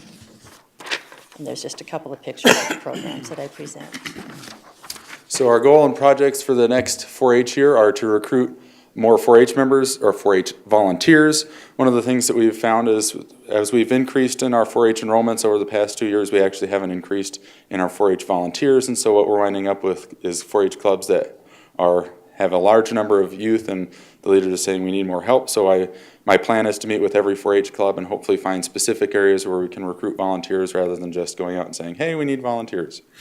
The next thing is to strengthen our 4-H clubs by having trainings for leaders, 4-H club officer training, and then also continue to establish special interest clubs. An example of a special interest club is the beekeeping club that we started. They're learning about one specific area. Just a suggestion, South Dakota Tech with your robotics and some of the things you're doing, I think those students there my niece being one of them, see, I'll just volunteer for you. I think they would be pretty excited about coming to 4-H and helping you guys teach some of those programs you do. Yep, So- we actually have one of our 4-H clubs that has about 6 students, I believe, from South Dakota Mines that are coming and helping them with their robotics project Awesome. area. Thank you. So we're going to continue to work with our promotion expansion and extension advisory board for ways to continue to expand the program and reach new audiences, continue our summer day camps in July, introduce two new summer workshop series along with the rocketry one, continue our monthly workshops from November through April, and then continue to expand school outreach programming. So with that, are there any questions from the board? Any questions? I tried to get it in 10 minutes. I had a timer up here, so. Commissioner LaCroy? You know, Matt and Jane, I just want to appreciate all the hard work that you do and also educating me, because back in high school, I avoided 4-H. I did everything else. No. And I appreciate Mr. Farabee. He helps me out a little bit once in a while, too. He's mentoring you. Oh, I think you guys do a good job, you know, being a part of your board this last year. I mean, you guys have taught me quite a bit. And Jane, I see the work that, I actually see the work that you're doing and the results that are coming back when you see that we're the #1 highest rated in the state. I mean, that tells you, and your enthusiasm when you talk about some of the kids that you've talked to and the outings that you've done is really amazing. I enjoy it a lot. And so you've done a really good job, Matt, you've done a really good job with the budget process and going through and with your board members. Every board member on there's, and even the people that are involved in the 4-H are committed people who help out. I mean, the soup feeds, the pies, everything else. So it's just something that from my point of view, it was a good learning experience for me from being on your board, and I appreciate it. Thank you. Commissioner DeSanto, please. I will speak to some people I know about beekeeping that are in the Black Hills Beekeeping Club, have them come speak to you and see if they can get you some volunteers in that area. And I have a suggestion. Back when I was a kid, and I won't date myself, but at one point in time or another, way back when, Older than what? we built I was in the 4-H club and with their rocketry program, and I remember, it seems like I remember having a competition between the 4-H in Rapid City and the 4-H in Wall. Maybe that's something you could do, rock with a rocket You want to building put your sides competition. of your district against each other? He said he'd judge. We could do counties, that way we're not There doing you go. an inter-county one. There you go. I Commissioner remember a Busker? Saturn V rocket that was built that was I think it had 5D engines in it, and it stood about, I'm going to say it was, of course I was little then, it seemed like it was 6 feet tall. So, Thank you, Commissioner Busker, or Commissioner DeSanto. Mr. Busker? No, they just do a wonderful job. I appreciate your job with the little kids. That would drive me absolutely crazy. Actually, you must like it, so. I do. Good for you. Commissioner Farabee? Nothing? No further comment. I appreciate what you guys do because we spend a lot of money on troubled kids. And now this is well worth every penny that we're spending from Pennington County because we're mentoring kids and we're teaching them personal responsibility and life skills that will further them in their life a lot further and make, I think, kids, again, their personal responsibility moving forward very positive. And with you two being role models, and I've worked with both of you, you guys are pretty awesome with children and you're very well at being mentors for kids. And as Lloyd has said, I think a lot of us have made it where we are today through mentors and people that have cared and taught us life skills and personal responsibility. So it's huge in moving kids and people forward in life. So thank you for what you do. Yeah. Madam Chair, one last thing. Yes, sir. I don't know how it went with Ron when he did his presentation, but I'll tell you what, I appreciate those little kids because they were the only ones that wanted to talk. So, At our 4-H club officer training, we actually had what we called motion potion, where they used parliamentary procedure to put together a trail mix. And so I was talking to Commissioner DeSanto, so wouldn't that be fun just to take a break and do that with the commissioners? We'd have to learn that process and procedure. Might take us a while. I'm kidding. Very good. Thank you. We do have a 2018 memorandum of understanding from SDSU Extension in Pennington County. Do you have something? Is that basically the same as last year's? Yeah. Yes, it's basically the same as last year. The Extension Advisory Board did ask me to approach the state and say, why do we have to keep doing this every year? And there were some counties out in South Dakota that want to do it every year, so South Dakota State University just says everybody will look at it every year. So it's basically the same. The only thing that changed, I believe, is the cost share for Jane's position went up 3%, and that was accounted for in the budget when we presented it. So it's just reflecting that. Thank you. Do we have a motion? So moved. Moved by DeSanto, second by LaCroy. Any discussion? Madam Chair, unfortunately I do, and I really don't like blank checks, and I'm sure I mentioned this last time, but to provide sufficient funds for qualified office administrative and so on and so on and so forth, I'd like to see a not to exceed amount in this MOU. And then the next that paragraph, 2/3 of telephone, 2/3 of copier maintenance. Here again, that's a blank check. I'd like to see an amount not to exceed in both of those Matt? provisions of the MOU. But Commissioner Farabee, I just wanted to make sure that they're not going to exceed what's budgeted for. So back in July, we present our budget to Pennington County, so we stick to that budget so we don't exceed it. I can bring it up to the state to add it in there that for next year to add a line that says not to exceed what's budgeted by Pennington County. So that way it's clear that we're not going to go over what you guys approve. Thank you. Right now, it's a blank check. Thank you, sir. You have a motion and a second. All in favor, say aye. All opposed? Motion carries. Number 15, please, and I'll give the floor to Commissioner DeSanto. Very good, thank you. We spoke about this before at a previous meeting.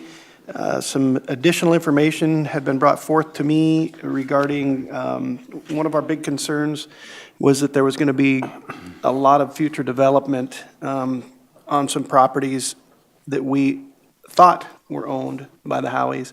The additional information that was brought to me was that that additional property had been sold to a rancher who does not intend to develop, and therefore kind of reduces the risk of having an additional 100 homes built out past Bradsky Road Bridge there. And therefore, I felt that it would be fair to bring this back before the board and ask for the approval of one building permit, Lot 3B, and I believe that is correct. That's what's on my 4B. Yeah, this is incorrect on our memorandum here. So Mr. lot- Howie, if you'd like to come forward, you could, sir. I'm I sorry. thought it was 4B.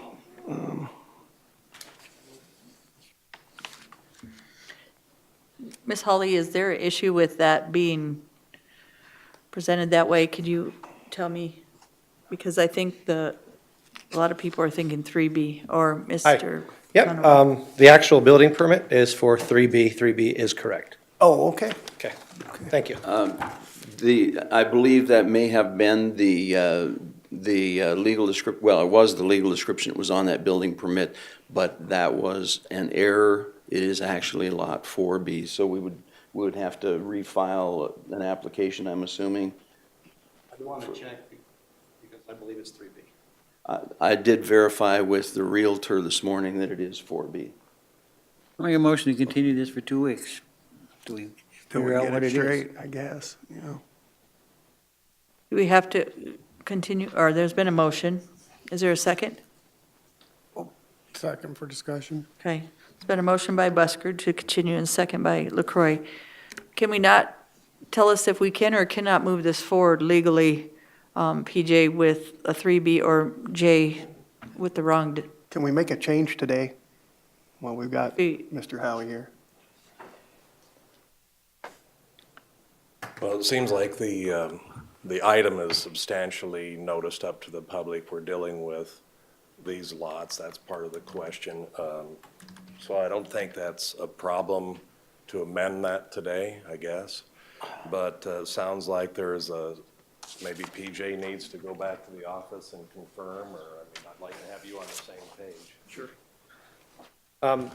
Rapid map, which is kept current as Register of Deeds can keep it, I'm sorry, equalization keeps it current, has it as the requested from Shadrick as Lot 3B.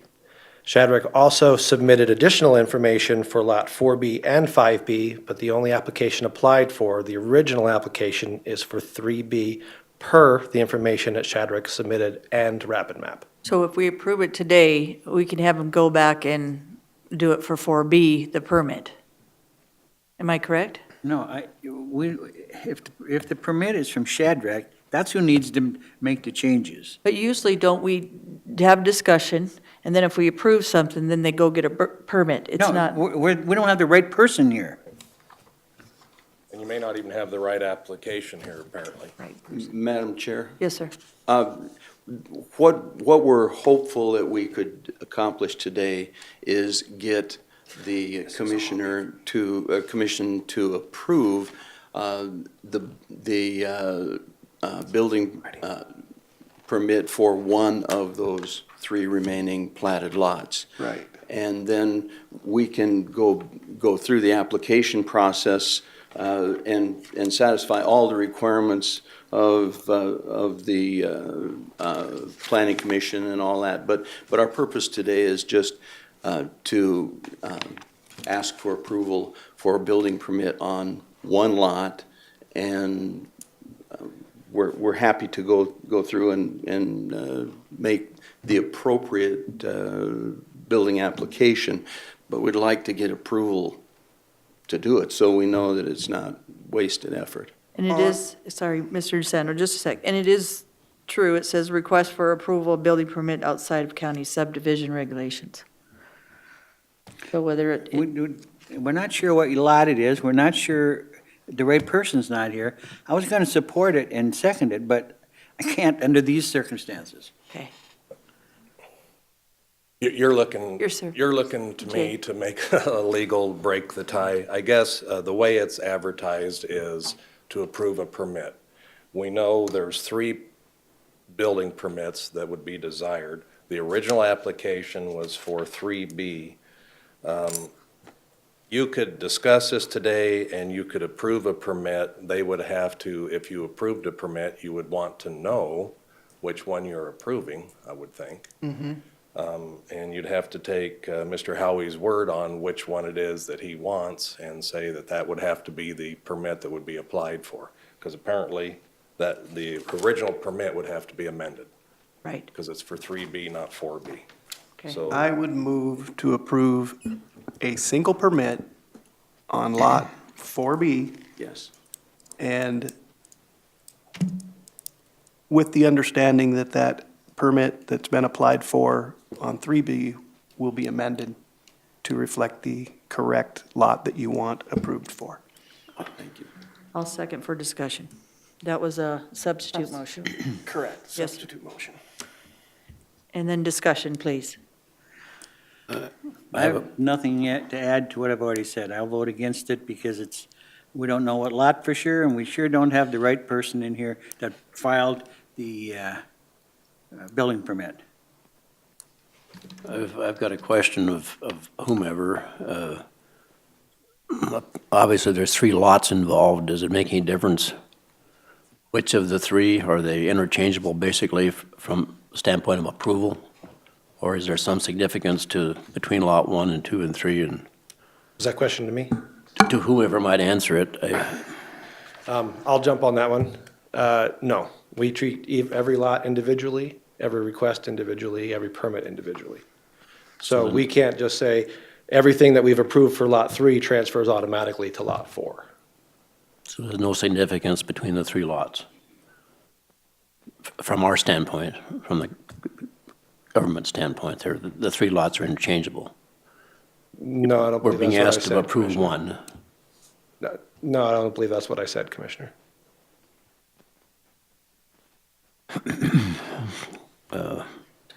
Madam Chair, I don't see why we can't go ahead and approve or vote on this issue if we have a condition that it, whatever lot it is, has to be squared away before any work starts or whatever.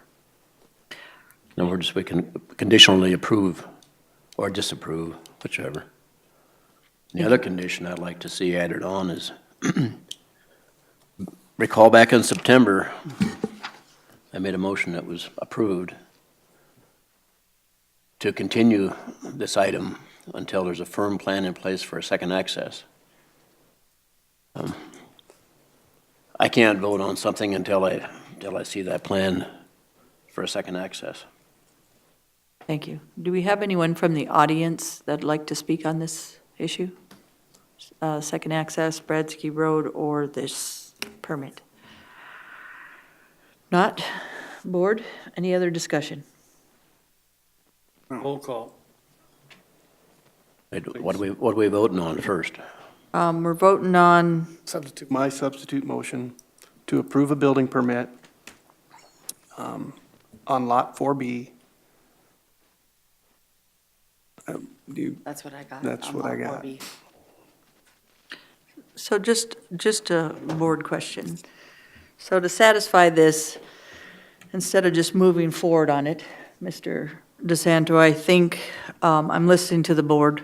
I'm listening to your staff, and I think we might need to continue this, even though we might, this might be a good idea. I think more information's needed in the applicant coming forward is what they're asking. And I don't think that's a unreasonable request.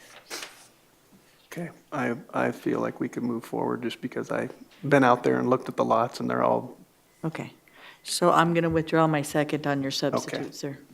Okay, thank you. Is there anybody else that would like to second the substitute motion? Okay, if not, it dies with lack of second. I'll make a substitute motion.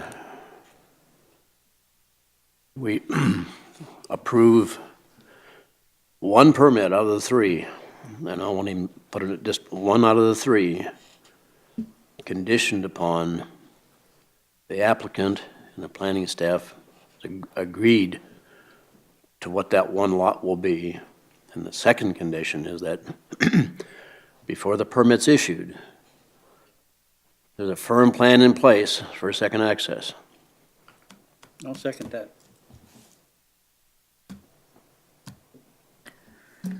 There's a motion and a second. Any discussion on that motion from the planning department? Who determines just a question, who determines the firm plan? Would that be the board, which would be fine with us? the board. Okay. That was Correct, George? The board. Is that what you wanted, George? Sorry, Commissioner Thurman. If I'm being asked, I would think that the staff, along with the state's attorney, would have enough experience, enough ability to look at the plan and say, is this something that's tangible, something that can go forward? That'd be my recommendation. So on 2 points, that recommendation, though, would come back in front of the board. And then 2, I would assume that whatever permit is agreed to as the one that's meant to be part of an application, there would be an application that would be submitted with that information on it. That's part of the motion. I'll go back and, the firm plan, if our planning staff and the state's attorney look at it in their agreement, that's that's something that we could live with, and go ahead and issue the permit. For that one of the three. It's kind of a lot of ifs to me. I'm just looking for eventually an application Yeah. with the appropriate lot listed so that there's a formal process that's followed. And that's where I'm not with the substitute is because the process, which you're making a new process for a lot for, you see what I'm saying? We already have a process in place in which we could follow just from the continuance from the first motion. Madam Chair, if the three lots are interchangeable, it's just like having 3 cows in the pen. You just pick that one or that one or that one, and so you put a number on it. But that's, to me, that's irrelevant. Commissioner That Busby. motion is going to lead to, we're not going to vote on Well, I guess we are. I mean, if he's gonna take the time to get a plan for a second access, he just will take the time to change the building permit. And he would get all three of them approved instead of one, guys. Yeah, he could then if he gets. That's what I'm saying. So what you're doing is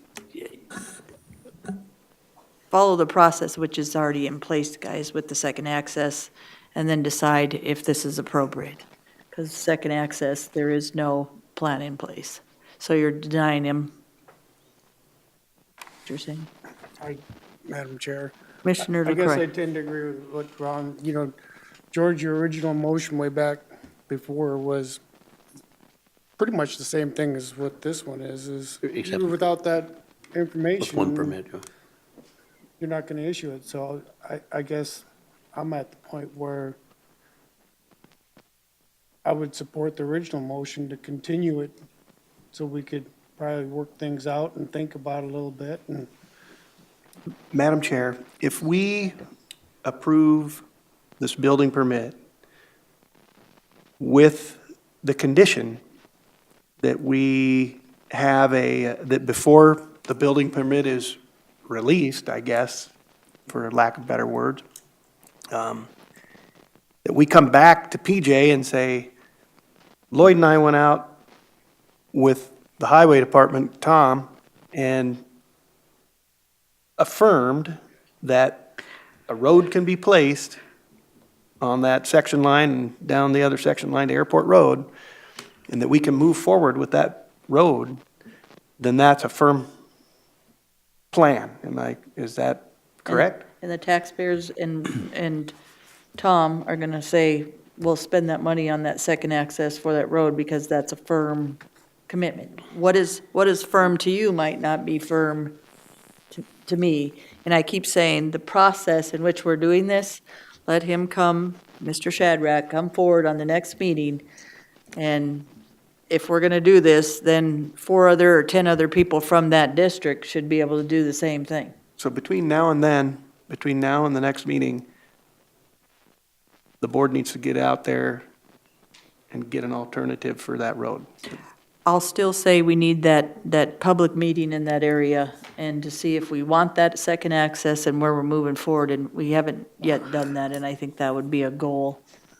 And I would help you with that goal. I am quite certain that the need for a public access exists, that the people that are currently living out there, from the feedback that I've gotten from the president of the homeowners association, they'd like to see a second access road as well. So that's why I don't think it's necessary to have another meeting with another group of people just to hear the same thing over again. Well, the issue is not just that, it's who's gonna pay for it, because there's a lot of areas that need a second access, and where do we prioritize that this has more priority over the other areas that we need second access? Do you see what I'm saying? The fact that we've been discussing this since June. And Madam Chair, it might not be according to Hoyle, but I guess can I modify my motion to include 2 commissioners along with the planning staff and the state's attorney, when they're all in agreement, it's a firm plan. And those 2 representatives or 2 commissioners would be the District 4 commissioner and the District 2 commissioner. You I'll okay have with to that? throw something in here. Are we he made a substitute, I'm are you? amending my motion. Amending his motion. It may not be totally according to Hoyle. Well, that's what but- I'm saying. I'm saying on your substitute, you're adding more to it or amending his motion. Are you with that? No, I'm not with it. Okay, so it's not, Okay. okay. I'm gonna have to have more than a firm commitment. We've had commitments to build that road before by other developers out there, and it never gets built. So it's gonna get built, I think, before we issue any more. Okay, so let's move forward on the substitute motion. Wait, there's another second on my substitute, so I guess it, It was No, George's substitute, No, Ron. Ron seconded it, but he didn't agree with the amendment, sir. so it goes away. No, No, Ron did second it. He just didn't agree with your amendment. Motion. he didn't agree with your amendment. So So you your want, original substitute motion is still on the floor. did you want to, Okay. okay, let's vote on that. All in favor, say aye. Aye. Aye. All opposed? I Aye. 3 noes, 2 ayes. Back to the original motion to continue. All in favor, say aye. There was I never don't a think there motion was to ever a continue. second, was There there? was never a second to a motion to continue. Yeah, Oh, that's right, okay, sorry. you did continue. He was second. Been so Okay. long ago, I forgot. Okay, all in favor, say aye. Whoa, now, I got a question before we vote. Okay, sir. Of Mr. Howie, how sensitive is 2 weeks to construction at this time of the year? Is this 2 weeks critical for construction?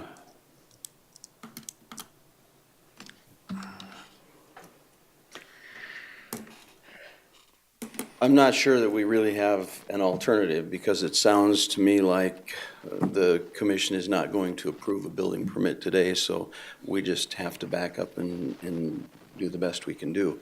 May I speak just generally on this subject for a Yes, sir. moment? Yes, sir. With regard to commitments to build a road, my recollection is when I was doing this development back in those days, that we did have discussions about a secondary access road that would be constructed at such time as additional lots were platted. It was not part of these platted lots, and so after having invested significant amounts of time, money, and resource into developing these lots, meeting all the conditions required by the county planning and zoning to get them platted, and having paid real estate taxes on them for, I don't know, a decade or more, with what we thought was a reasonable assumption that we had met all the requirements and that these were buildable lots, now we feel like we're being held hostage to something that wasn't part of the agreement on the original development, but was discussion that would take place as additional lots were platted. With regard to the wrong person being in this meeting, Mr. Buskerud, I'm the right guy. No, you're not. You And- didn't sign that permit, the application. Madam Gordon, Chair, you didn't do may I it. continue? So don't tell me that. I am the right guy because I am the agent of Shadrach Howie, who is my son, and he and I are working together. The lots are deeded to in his name so as to facilitate him being able to build them. I didn't sign the building permit, that's correct.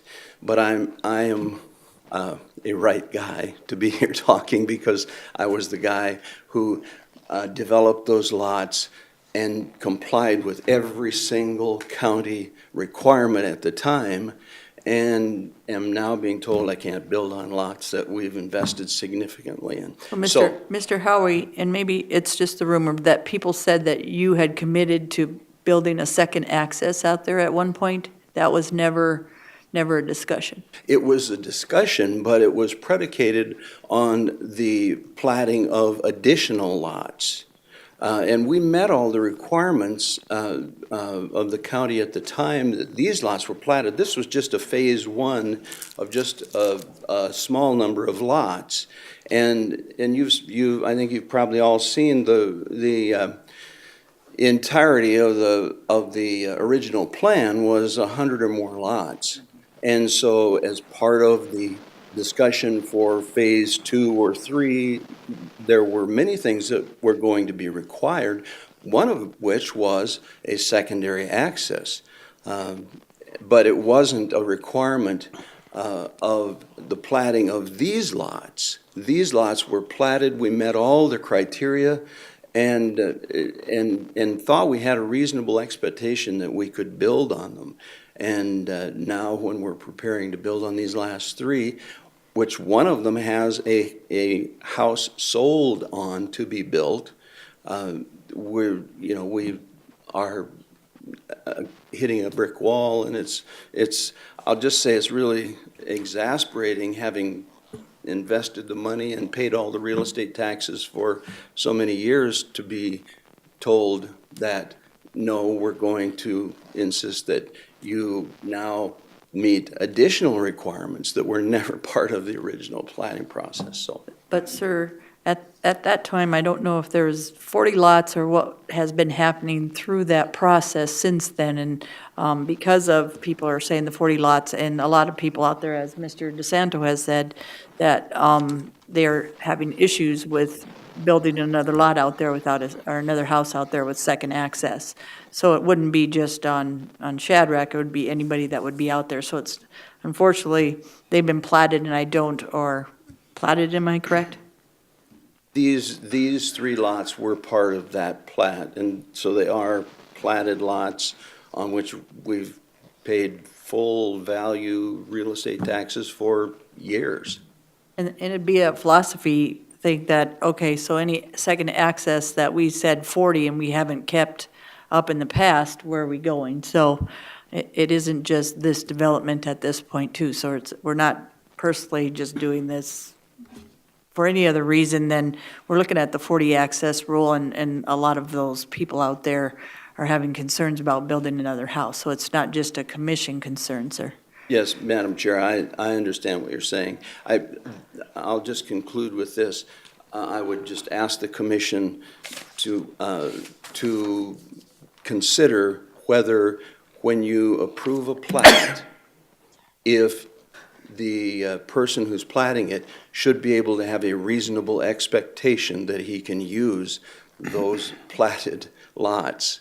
That was where we've been all this time, and so that's been my exasperation. I think Commissioner DeSanto has something to say, sir. Madam Chair, that's actually why I brought this back before the commission. Not only did we get the additional information that they do not own those additional 100 lots any longer, that's not going to be developed, but that Shadrack, or the Howies, are being, in a way, in my opinion, penalized because of a bad decision that a previous commission board made without setting specific regulations as to when that road was going to be built. I went back and revisited the paragraph that was mentioned, and it's just so vague that it probably should have never been approved in the first place without getting more specific.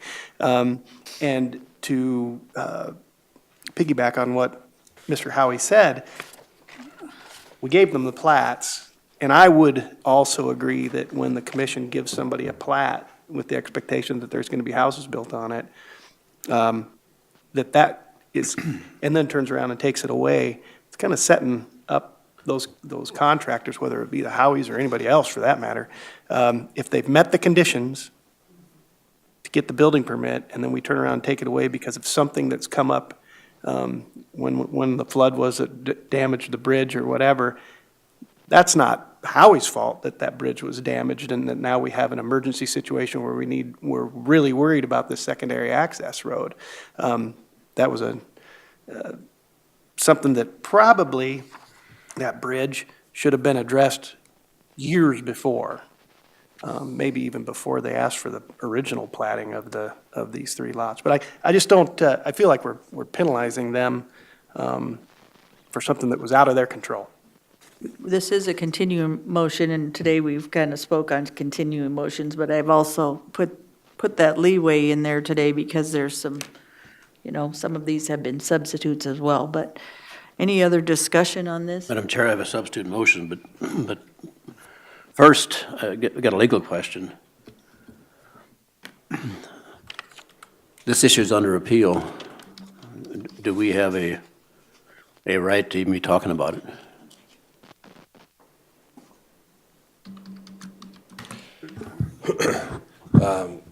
I did have a phone conversation with counsel for Mr. Howie this morning. He said his plan was if the permit was issued or granted, he would dismiss the appeal. That's what I would expect, whether I had that conversation or not. And I don't see the mere fact that it is under appeal at this particular point would not forbid you from taking action to approve. So don't let that hinder you. That's my response. The appeal hasn't taken our jurisdiction away from us. If you were to approve the permit, it makes the appeal basically moot and he would dismiss it. So I don't have a problem. You've asked me if I have an Okay, issue, fine. and my Thanks. answer is no. The motion on the floor is to continue though, so it's not, I think, at this point, it's not to shut him down or move him forward, it's to get more information, George. My substitute motion to approve one of the three, only one of the three permits at this time. Second. Been a motion and a second? Is there discussion on the motion? Commissioner LaCroy. I'm not going to support the motion because I tend to agree with Ron. The information that comes forward with the lots need to be correct and so forth. I'm willing, I can support the original motion to continue this on until that's corrected and also give me the opportunity to rethink what I thought. Because originally when this was brought forward, I was open-minded and I tried to continue it. It was the applicant who pretty much attacked me, was saying that he was going to tell me how to vote. And I tried to give him a chance, and he continued on. I'm willing to give that chance, but let's get the information correct coming forward, and let's be calm. And we're on like the third or fourth motions on this already, and I tell you, my mind's not going to change today. And Madam Chair, the reason for my motion is we're supposed to be, government's supposed to be somewhat friendly to the public and business and in this nation, and another 2-week delay, I think, stands in the way of progress. Thank you. And, Madam Chairman, and I take it Commissioner that Busker. your original motion not to do anything out there until the road is put in, you're throwing that out now, is that correct? Or are you Sorry. making special accommodations for certain people, or what are you doing? I want to know, is that motion still in effect, or isn't it? May I retort? Yes, I hope so. New information, and I don't know anybody that will not change his or her mind if he has new information. When I made the motion back in September, I wasn't fully aware that there were 3 lots. So we still have, and I hate to use the words, but we still have 2 lots hostage to a road. And I'll say very, very clearly, those 2 lots aren't going to get, I won't vote for those 2 lots until we have a second route. Thank you. Madam Thank you. Chairman. Guys, I think we're going to move forward on this motion and see where we're going with it and see if it fails or not. So let's go ahead and do, Vote on the substitute. yes, a vote on the substitute if we could. The All- substitute motion is, To let them have this lot. One, That would be one lot. only one. One lot. Okay, everybody in the understanding? All right. All in favor, say aye. Aye. All opposed? No. aye. No. 3 noes, 1 aye, back to the original. Any other discussion? All in favor of the original motion, say aye. Aye. Aye. All opposed? No. George? I'm going to abstain. And your reason for abstaining? I don't have to give a reason. Okay. So we have 1 abstention, and the motion does carry to continue, and 1 no from Commissioner DeSanto. Next is items from planning and zoning. I think if that's okay, we'll take a 5-minute break and then move forward. Is there a So motion? moved.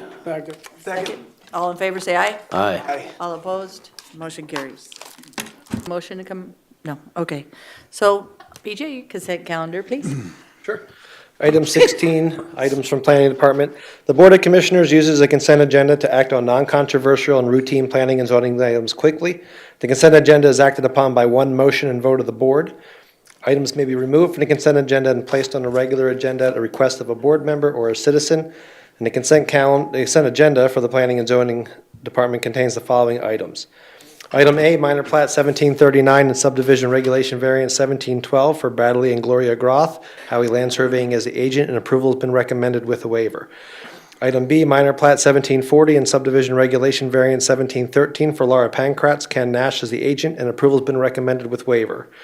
Item C, first reading and public hearing of rezone 1710 and comprehensive plan amendment 1709 for Dorothy Johnson Estates, Great Western Bank as a representative for the Dorothy Johnson Estate.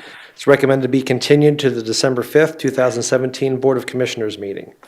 Item D, layout plat 1738 for Dorothy Johnson Estates, Great Western Bank, the personal representative for Dorothy Johnson Estates. It's been recommended to be continued to the December 5th, 2017 Board of Commissioners meeting. Thank you. Is there anyone, citizen, that would like to speak on any items A through D? On the consent calendar? No? Is there any commissioner that'd like to pull any items A through D off the consent planning agenda? If not, do we have a motion, please? Moved by LaCroy, Second. second by Buschrood. Any discussion? All in favor, say aye. Aye. All opposed? Motion carries. We're on Thank regular agenda items E through J, please. Good morning, Cassie Bolstead. I think it's still morning. Close. Cassie Bolstead, Assistant Planning Director. Item E is a rezone 1709 and Comprehensive Plan Amendment 1708. This is a request to rezone 17.09 acres from General Agriculture District to Low Density Residential District, and to amend the Pennington County Comprehensive Plan to change the future land use from PUD sensitive to Low Density Residential District. The applicant is Carol Marceau. The surveyor and the agent in this case is DC Scott Surveyors. As this property exists today, it is zoned General Agriculture District, which is a minimum 40-acre lot size. It appears the lot size is legal nonconforming at this point based on Register of Deeds records. Access to this property is off of Mystic Road via an existing approach. Currently, this lot contains a single-family residence, a studio with a deck, a garage, and several sheds, and also an on-site wastewater treatment system.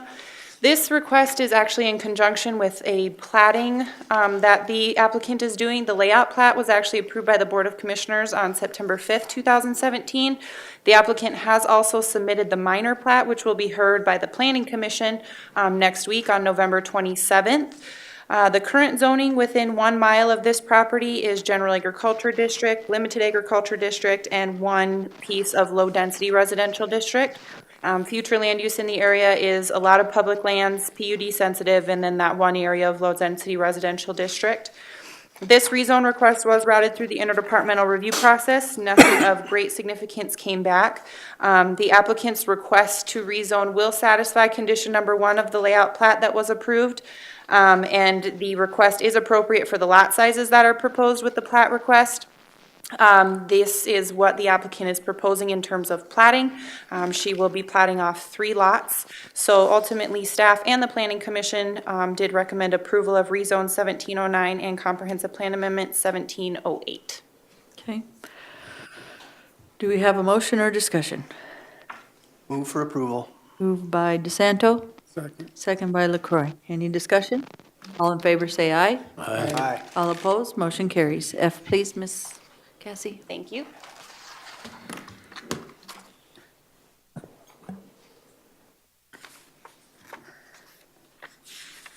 Sir, Ready? your name? PJ Conover, Director, Planning Department. Item F is layout plat 1736 to reconfigure lot lines to create lot 7R of Block 8 as Sunset Ranch. The applicant is JKR Properties LLC with Ryan Caskey as the owner, and other landowner is Randy Halverson. This is a consolidation plat. Basically, what they're looking to do is to take this, I'll just draw it here for you, actually. The larger plot here that's outlined in orange and red is over 150 acres. What they're looking to do is to combine, is to take this portion, sorry, this is a little off here, and basically put those 2 lots together. That's what they're looking to do. So with a consolidation plat, would leave the rest of the lot still unplatted. So they're not increasing density, as you can still put a house on the unplatted lot with an approved building permit. There already is a single-family residence, a mound system, current operating permit, and accessory structures on the existing lot.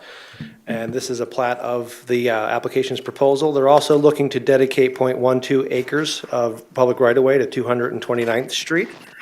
This was routed through the interdepartmental review. Some of the comments that came back from Register of Deeds and Equalization was just some minor things about the notes that are on the plat. One item of note that came back from the Highway Department, and I'll read verbatim, is that as it stands today, Lot 7R would be partially in Sunset Ranch Road District. Highway Department would like to see Lot 7 be removed from Sunset Ranch District, so Lot R is not in the road district since they front a county road. And they would like the board to take that into consideration. Again, this is just a layout plat that still has to come before you again as a minor plat. Another item of note is during a site visit, the ordinance officer noticed that there was a new structure on the property. Since we don't change the staff reports once they go to the planning commission, I can let you know that the day of the planning commission meeting, that morning at 8 o'clock, the landowner was there, applied for the building permit, and that's already been approved. Okay. So that's not an issue. The applicant's request will again decrease density within the development by 1 lot, and for purposes of a layout plat, staff finds no major concerns with the applicant's request, and therefore staff would recommend approval of layout plat 1736 with 12 conditions. Thank you, sir.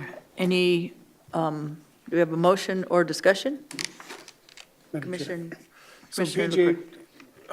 when I was reading through this and I read that about the highway department, how do we address that? I honestly do not know. Our extent with road districts is we receive approved approach permits from them, either from the road district or from the highway department, depending on where they are in the county. I know the auditor oversees some things with the road districts, but legally I do not know because they are their own legal entity. I don't know how that works. Because really, I'm trying to understand why that was presented, because really he's taken 1 lot and combined it to the big one, and that other one's in that road district, I would assume. No, I can pull that The up bigger for you. one's not? Correct. Commissioner LaCroix, you have legal here if you like. Jay Alderman with the State's Attorney's Office. Julie would probably know better than any of us because she's probably been through this, but I'm assuming the road district has a de-annexation or withdrawal process that they would have to go through. It's all in statute. Yeah, it's all in statute, and I would think it might even come back had in that front in of your the district, board. George? Yeah, we know about that a little bit. Yeah. It's in statute, yeah. So we can go ahead and approve this? Wouldn't go and then- through our department. Yeah. Okay, I'd move for approval. Second? Moved by LaCroix and second by DeSanto. Any discussion? All in favor? Madam Chairman. Sorry, sir. Commissioner Busker? So when he came in and got the building permit for the building, he paid his building permit and the late charges. Correct. And is he going to be back in another week to ask to get those back? I don't know. He hasn't said anything to us about it.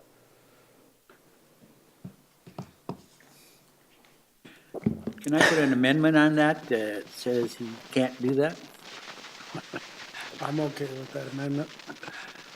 I don't want to Guys, we do can stuff for deny it. people and then have them come back and say, oh, by the way, I want my money back. I think we just, when he comes back, just deny it, guys. Yeah, right. That's getting close to Christmas, too.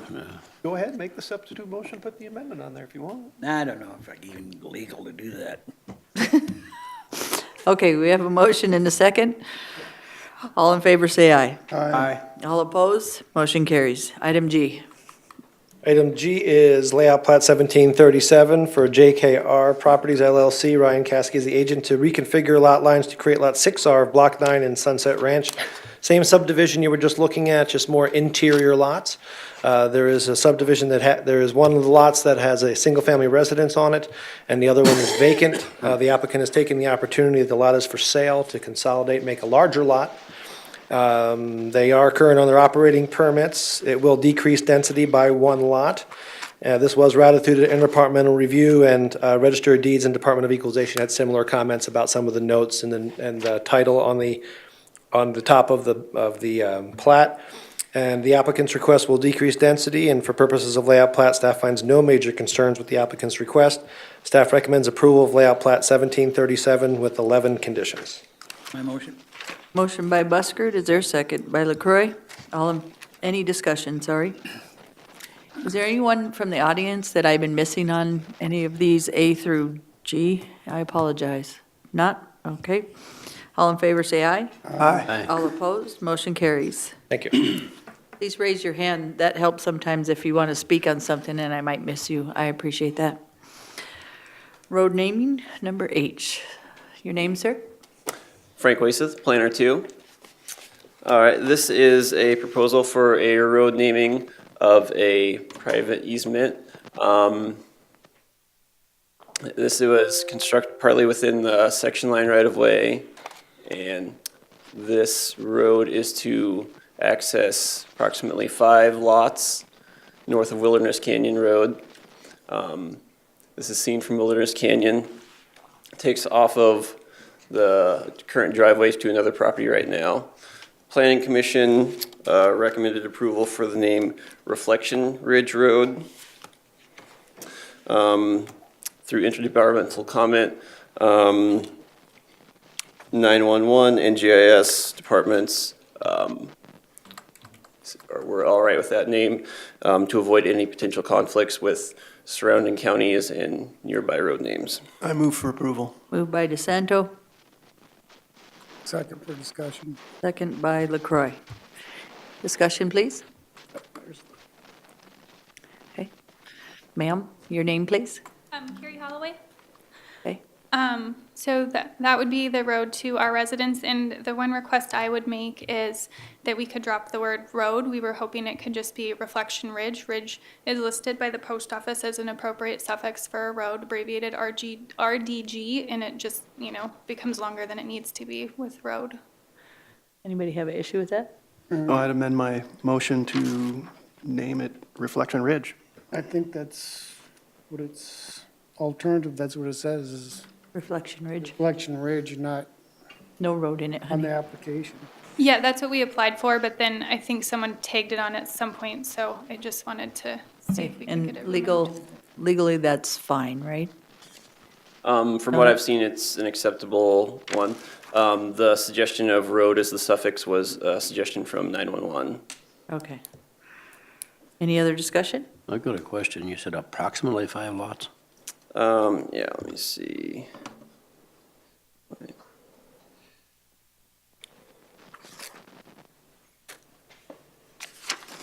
Yeah, it's in the.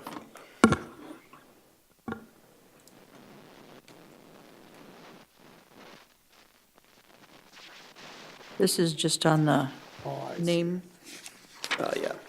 George? Well, there's a lot more to it than this.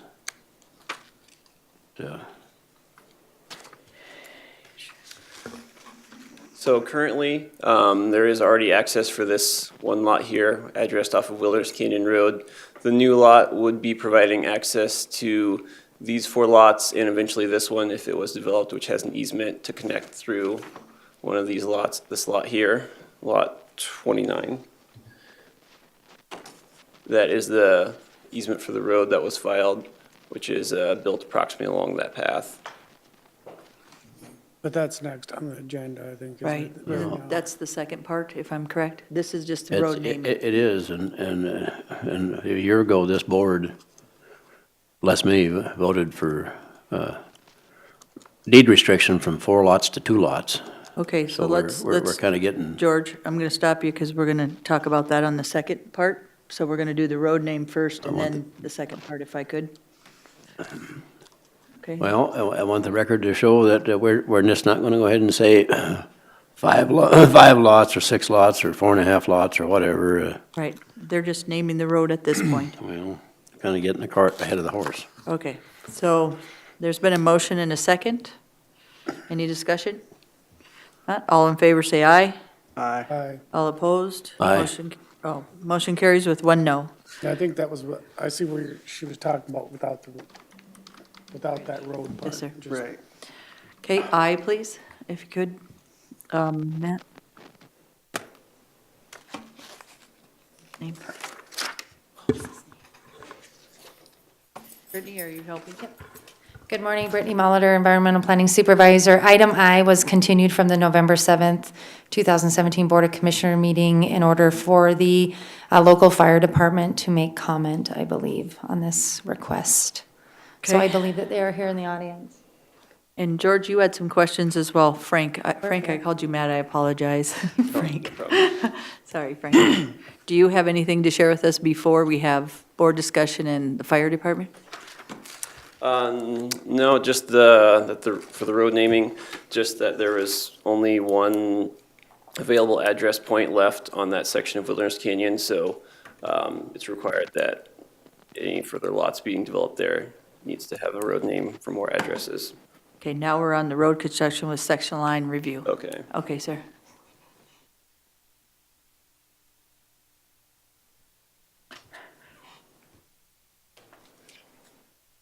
Okay, they were in the audience. That was a request of the board to continue it for that, so I'm not aware of, Okay.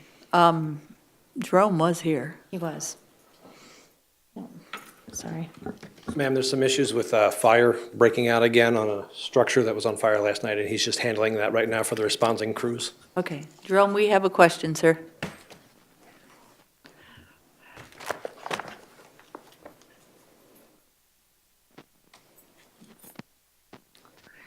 And Brittany, remind us, what was that question again for the fire marshal, one more time? I believe it had to do with ingress and egress and the amount of lots that were serviced on this road. Okay. Jerome Harvey, Pennington County Fire Administrator. How can I help you? What was the question? The question for Jerome Harvey was that, I don't remember either. Well, the Ms. board Britt- was the one that posed the question and did the continuance, so I'm not aware of, Madam Chair. the question was. Go ahead, Lloyd. I If you recall. I think the reason why we continue this is, one of the number one reasons was the road naming, to get that done. And then I think there were some other concerns from the commissioners. I don't remember anything from the fire department, but maybe there was some discussion on the number of plots, the 40 rule, egress, is that? It also was the part of, remember we said that they could only do so many lots, and it also, because that road was, back in the day, was like gonna be 16 foot and not, it's 30 now. So there were some questions on that as well. I don't know if it's 30, I went up there, but. Okay. I think basically we wanted to find out if the fire has any concerns with the number of residences off that road. Wilderness Canyon. Wilderness Canyon has one way in and one way out over by the volunteer fire department up there where that road is, Jerome. Okay. And if there's gonna be an issue in that area with ingress, egress out of it. Can you put up a topographical map of it? This is kind of what it looks like. Yeah, I definitely, this would create you some issues as far as the one way in, one way out. Looking at the photo that, or the Google Earth image here, information I see here, this would definitely create you some issues, especially for an urban interface type event. Classic example of one way in, one way out. You've seen that happen just within the past few months in the California situation. I've seen it here, so this definitely would create you some concerns. The other thing concerning the road, you'd want as wide as possible, 30 feet would be good, and some type of all-weather access on the road. So you definitely want some way for the people to get out, away from whatever the event is, not necessarily just a fire. So over 30 feet suggested. Yeah, 30 feet would be a very good, would be a good road in that type of environment. You always want it as wide as possible. That's probably not possible with the terrain that's there, but definitely with the fuel loading and the the timber access, that type of stuff there, you definitely will have some issues as far as access. Is this platted already, did you say? Yes, this was platted in 1977. Okay, thank you. Madam Chair, I believe George has some information that came from a previous commission voting that we had already, or the previous commission had determined that they were only going to be allowed to build a certain number of lots, and now they're asking to expand that by double, right? Correct. There was originally 4 lots there, so these, let's see if I can get this to draw. These,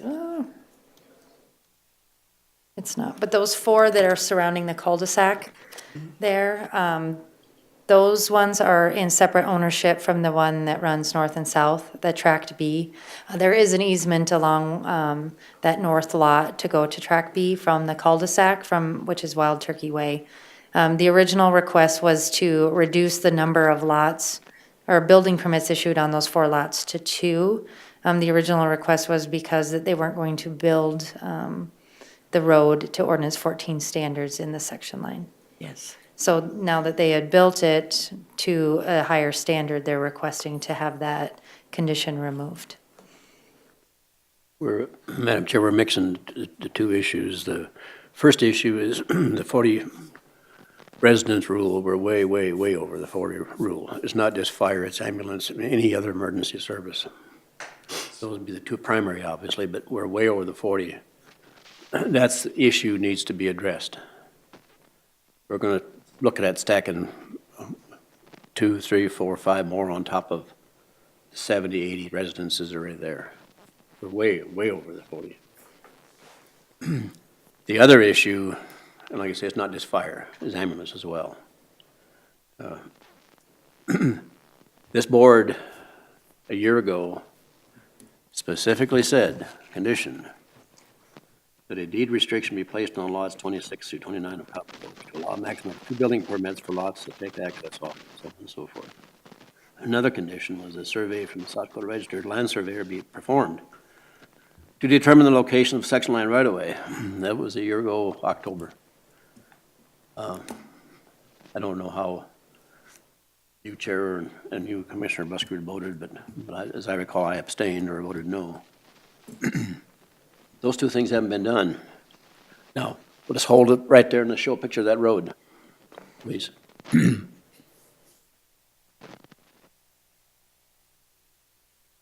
Do you want the aerial or do you want the actual physical like this? Physical, yeah. You get a little closer up to, does that look like 33 feet wide, 24 feet wide? They had a stipulation, if I'm correct, 16. That was the original. That was for Yes. the deed restriction. Yeah, 16. And they weren't going to build that up to standards. That was what we agreed on. And that, And has now- anybody seen that road except me? This one? If there's an issue with the width, we could make it wider. Yeah, No, well, Cody, it's okay. Just, hold on just a sec. George, finish. Page 8 of 14, the staff says the road width was measured. The road width was measured and had a minimum of 33 feet wide driving surface. Well, I must have been on the wrong road. I didn't know where, it wasn't even half that in places.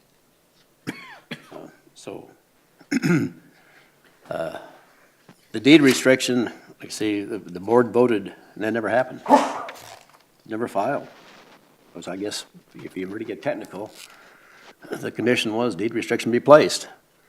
Didn't say anything about being recorded, but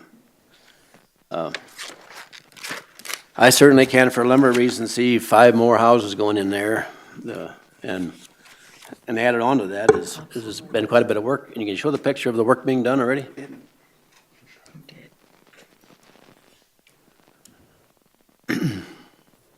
I think this is. Is that 33 feet? That's better. That's a really good picture right there. Is that 33 feet wide?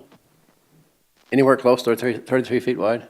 I didn't measure it, but I think it's probably. So going up to where the foundation and the rebar is sticking up out of the ground. That one's on here.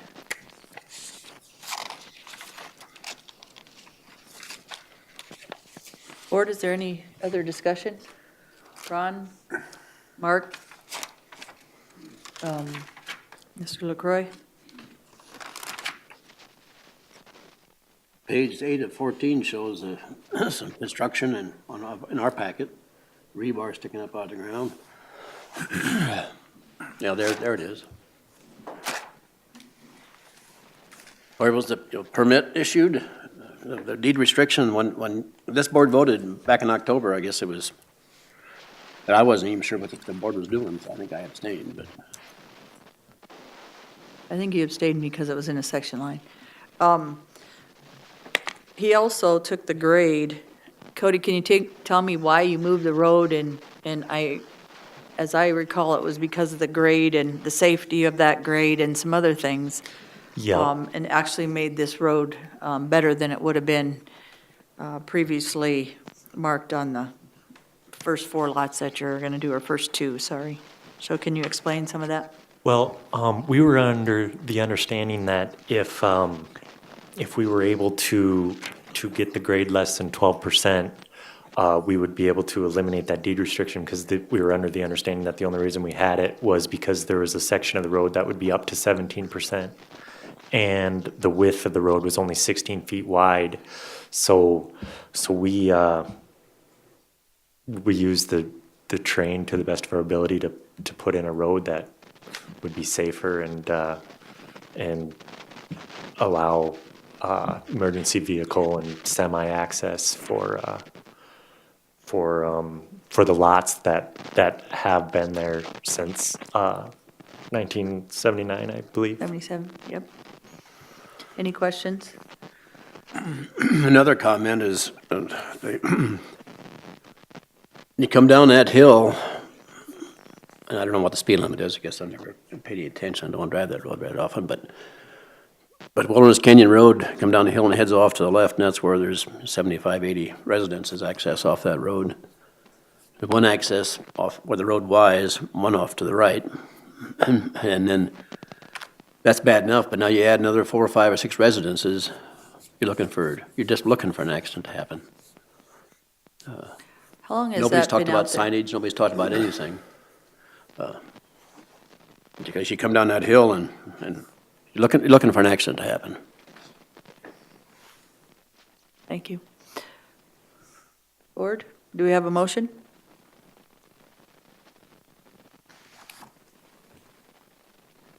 I have a question Okay.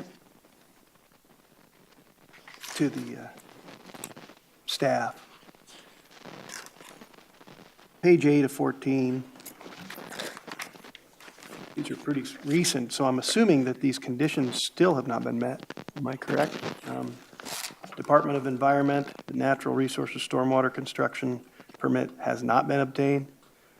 Deed restriction was never filed. Both of those things are a fact, correct, today? The deed restriction has not been filed. They did submit their NOI to the state. I did get an email from the state prior to the last meeting. So they did file that Okay. with the state. From what I'm gathering from our fire board, that the road at the time, 30 feet would be adequate, but from what I'm seeing, the driving surface of this road is not 30 feet. I mean, I would have to go up there and look at it, and I don't know. You had mentioned that it was measured 30 feet, but prior to being gravelled. So maybe they didn't gravel the whole thing, or? Our ordinance enforcement officer went up and measured it, and that's what he came back to me with. I didn't measure it personally, Okay. so. I don't have any reason not to trust Know him, what I it is. suppose. You know, if there was a width, we would have no problem making it to a width that was, you guys would be happy with. Okay. I guess I also have an issue, Cody, with,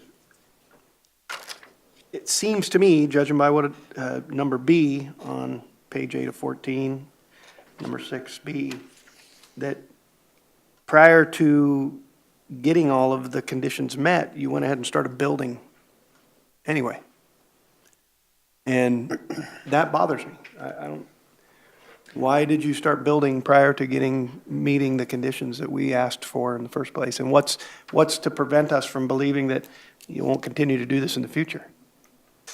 Well, that actually wasn't my company's doing the construction. We did do the dig, and I guess we were under.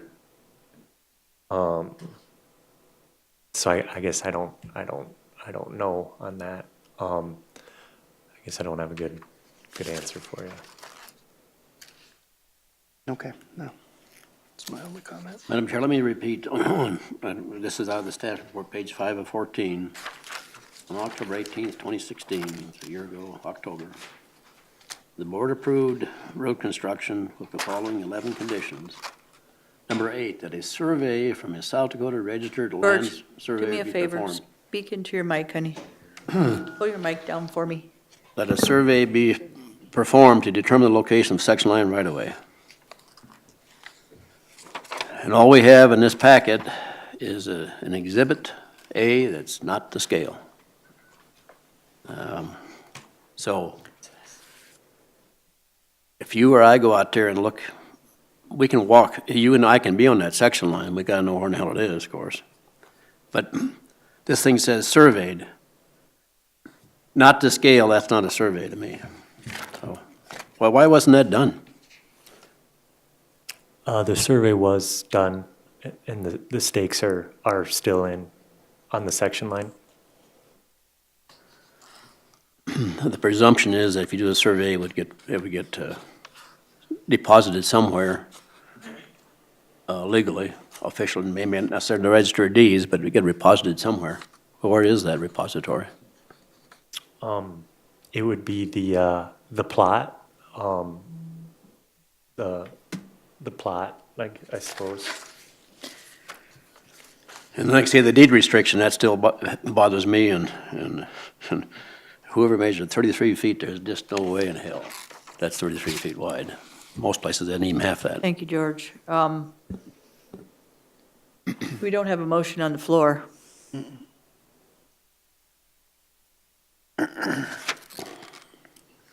Anybody want to offer up a motion, or? I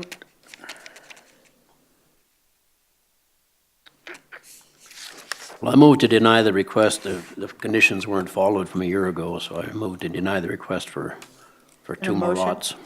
It's my motion, yes. The motion, is there a second? I will second for discussion. Okay, there's been a motion and a second to deny. Any discussion? Madam Chair, Commissioner LaCroy?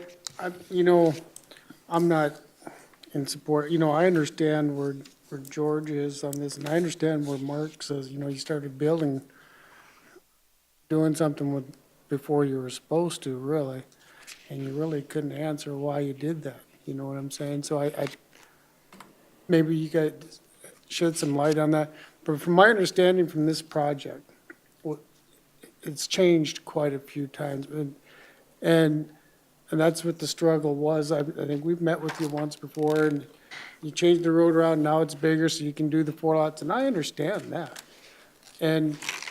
But I understand what the commissioners are saying. They want, back when we first met, that was one of my biggest concerns too, was the environmental natural resource study and so forth. So that was one of my biggest concerns, that it hadn't been met at that point in time.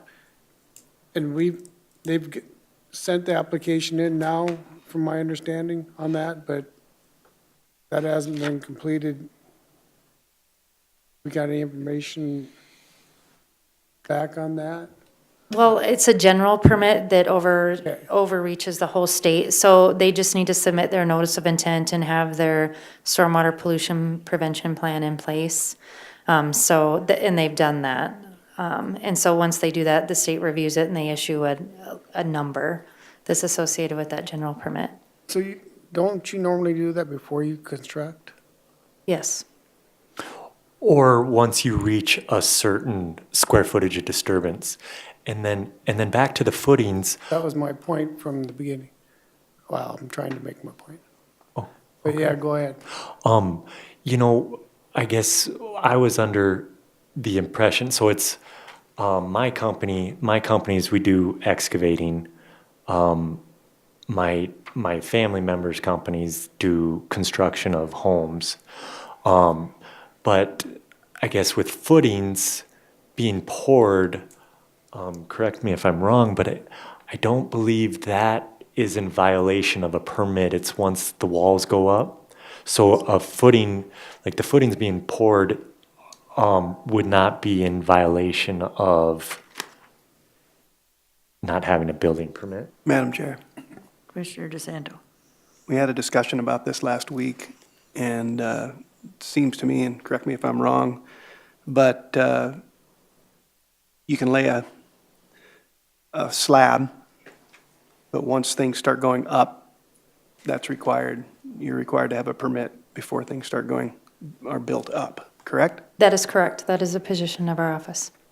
So Lloyd and I had met with the applicant and Mr. Shad and his brother, and I was under the assumption that they had met the conditions that we had talked about with, in the meeting about the environmental, naming of the road, and the things to move this forward.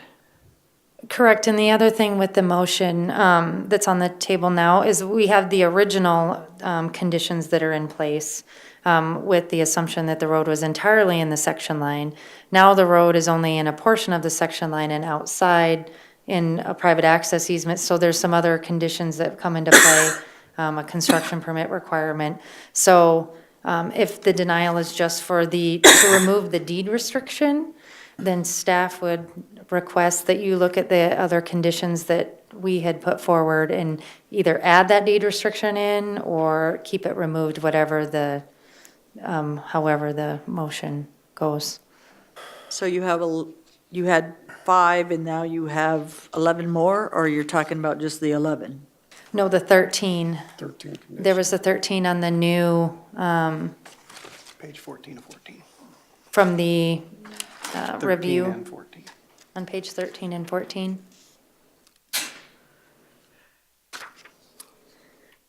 And that we remove number 11. So say again, it's the same conditions that we had, and now we're just going to remove number 11, and then all the conditions would be the same. Well, they're similar. They're not all the same. There's some that changed because the road was constructed primarily outside of the section line right-of-way, which would have required a construction permit versus a construction in a section line right-of-way. Right. Because it's kind of two different things when you're talking about a public road versus in a private access easement. You're looking at the actual opening of the section line to construct a road, which Right. the construction permit is just for the land disturbance on private property. So that's kind of the difference in the conditions and how the conditions, the other thing is that the second set of condition acknowledges the fact that the road signs need to be placed, that they need to be paid for by the applicant, and so forth. So those were some of the other things, and at the last Board of Commissioners meeting, I did request to remove item 11, because it is on private property. Our office in the past has not required surveys for private property for easements, because that becomes a civil issue, not an issue that our office deals with. Is there anyone in the audience that would like to speak on item I that's, Can I just say that I'm not sure what happened with the footings. Your name, honey? Carrie Holloway. okay? But the minute we found out that we didn't have the permit, and it obviously wasn't me pouring the cement, we stopped immediately because we didn't want to get in trouble. So I greatly apologize if that was done too early, but I hope that that's not seen as a penalty against Cody or any lot decisions, because that was a separate company that it was done by. I just want to make that clear. Okay. Madam Chair, Commissioner? I think some of the changes that went on with this, when we had this discussion, was number one, get the road named. And there's been some stuff, but the conditions have stayed the same.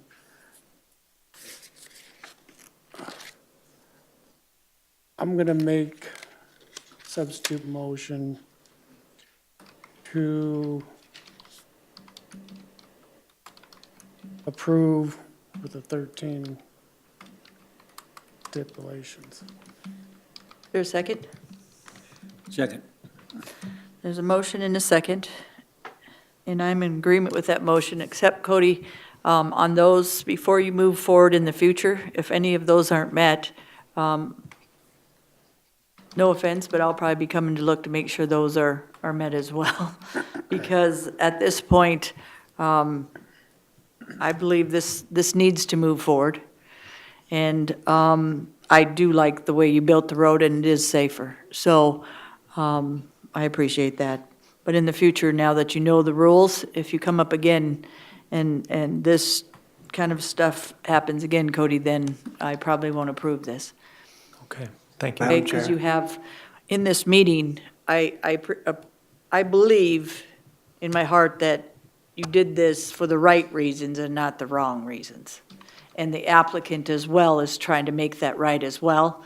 And if it was facetious, I would have a different opinion on this today, but I don't think it was. So there has been a substitute. I would like Commissioner to ask Commissioner LaCroix if he could add something to his substitute motion. to add that the road be at least 30 feet wide, and that one of us goes up and looks at that. Yeah, the reason I'm saying this, Commissioner Hadcock, is because there's conflicting information even in the report, that we got a request here to remove condition that the road only accesses 2 lots as the road was built to 24 inches wide. We have an ordinance enforcement officer saying the road is 30 feet wide. We've got George saying that the road doesn't even come close to that. Did we measure the widest part of the road, or are we measuring different pieces of the road? Hold on a second. Do you want to add that to your substitute, or to your I don't have enough amendment? information to make that. I can assume there's a wide and narrow because of the demographics of the whole thing. It probably, but you said you get 30 throughout the whole thing, right? Well, we could, whatever you guys would prefer, but I believe, like max city roads with quite a bit. Ordinance 14 is 24 feet. Ordinance 14 is 24 feet wide. So maybe if we said at the skinniest point that it's at least 24 feet wide. I'm agreements with that. Yes, because some of those areas you're not going to be able to get 30 feet wide because of the curve and stuff in it. And we could push 30 in areas that it allows, but maybe if we just had the restriction of 24, just so that it. At this point, there is no restriction unless Okay. he amends it, Cody. Madam Chair. Okay. Could we have Jerome up here again for a minute? Yes, sir.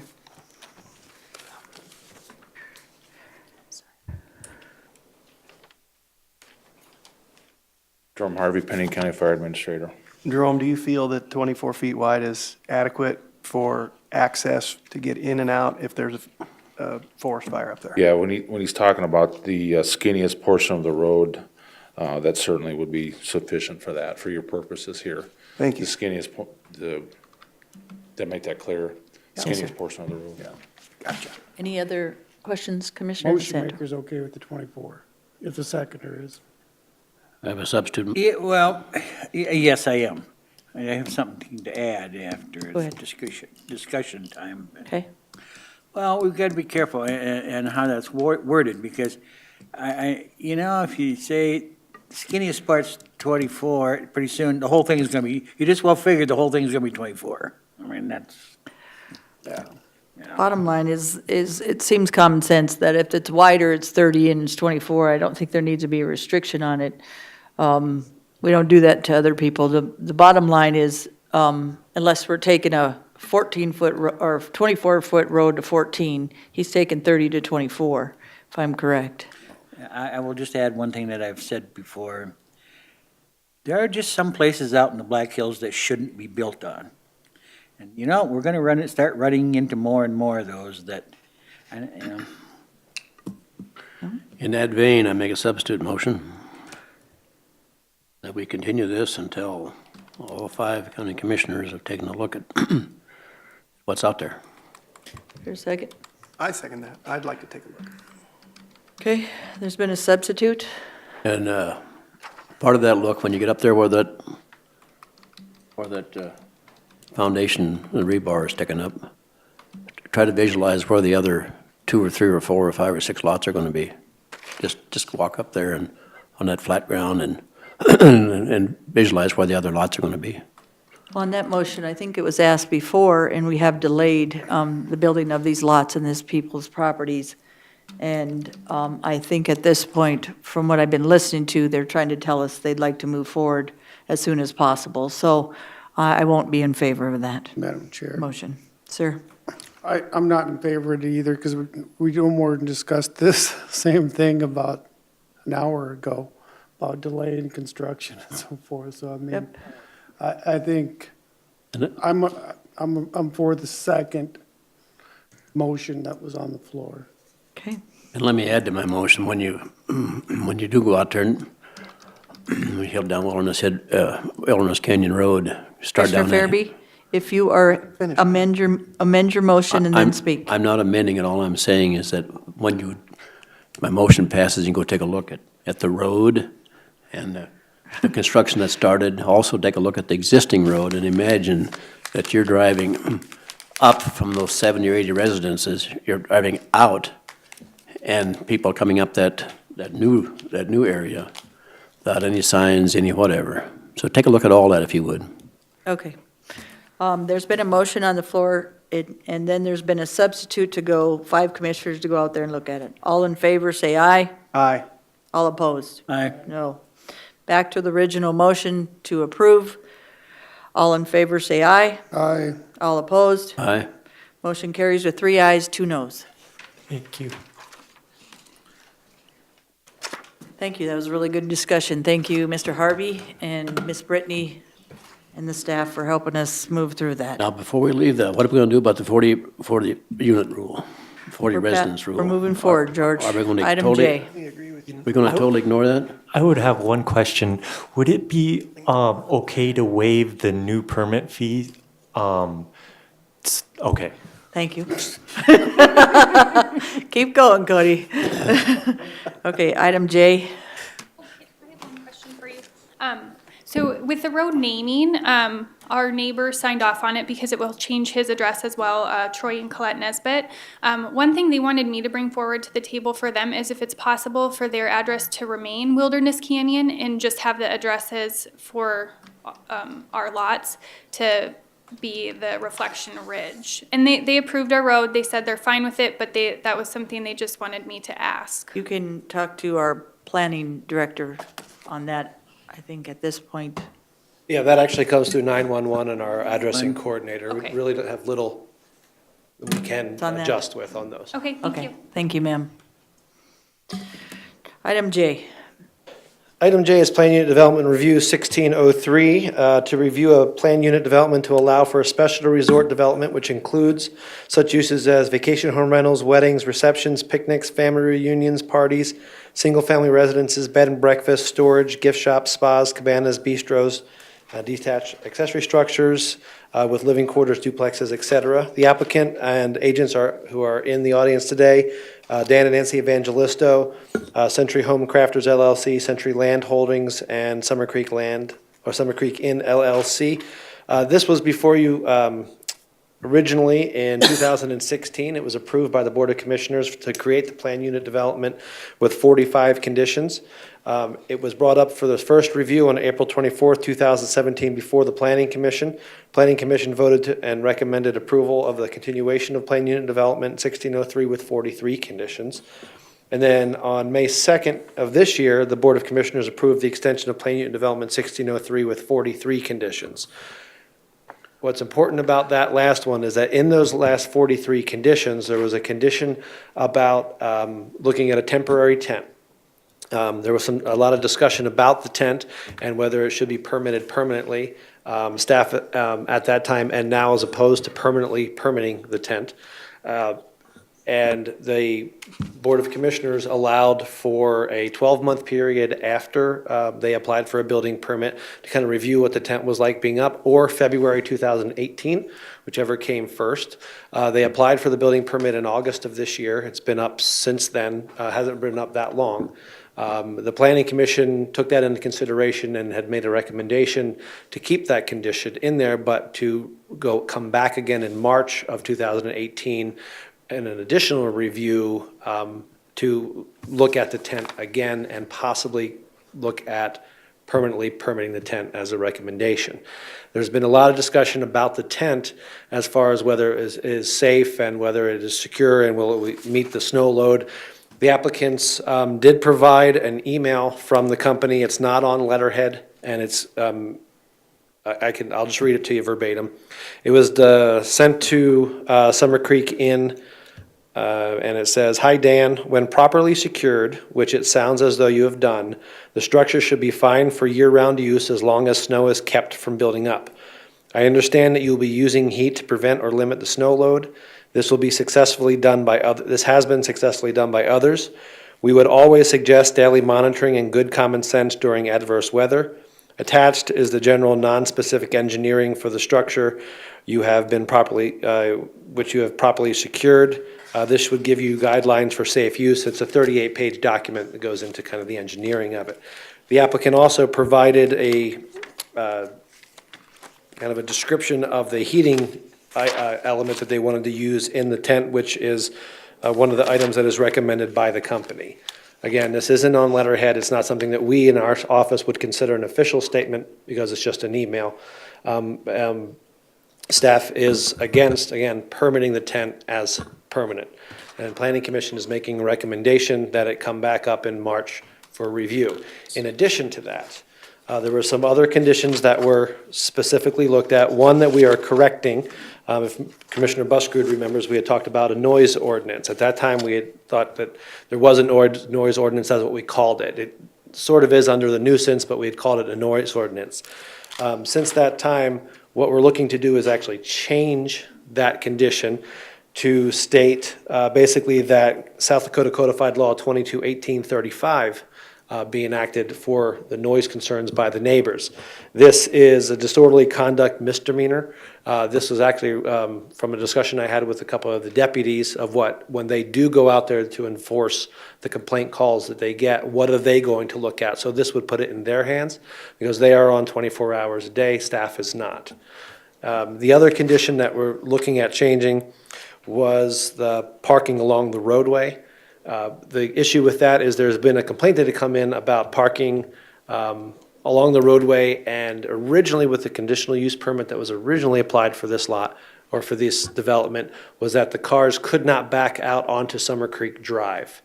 There is a road district in place, but the parking spaces are on the lots, which is in the PUD, which is under county jurisdiction.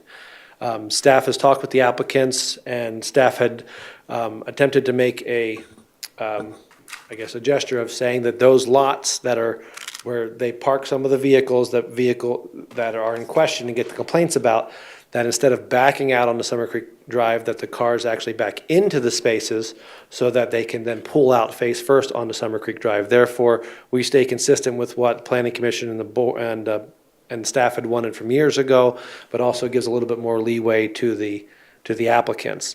I also put that in there as a recommendation originally because the applicant had said that they have staff that actually parks the cars during their events.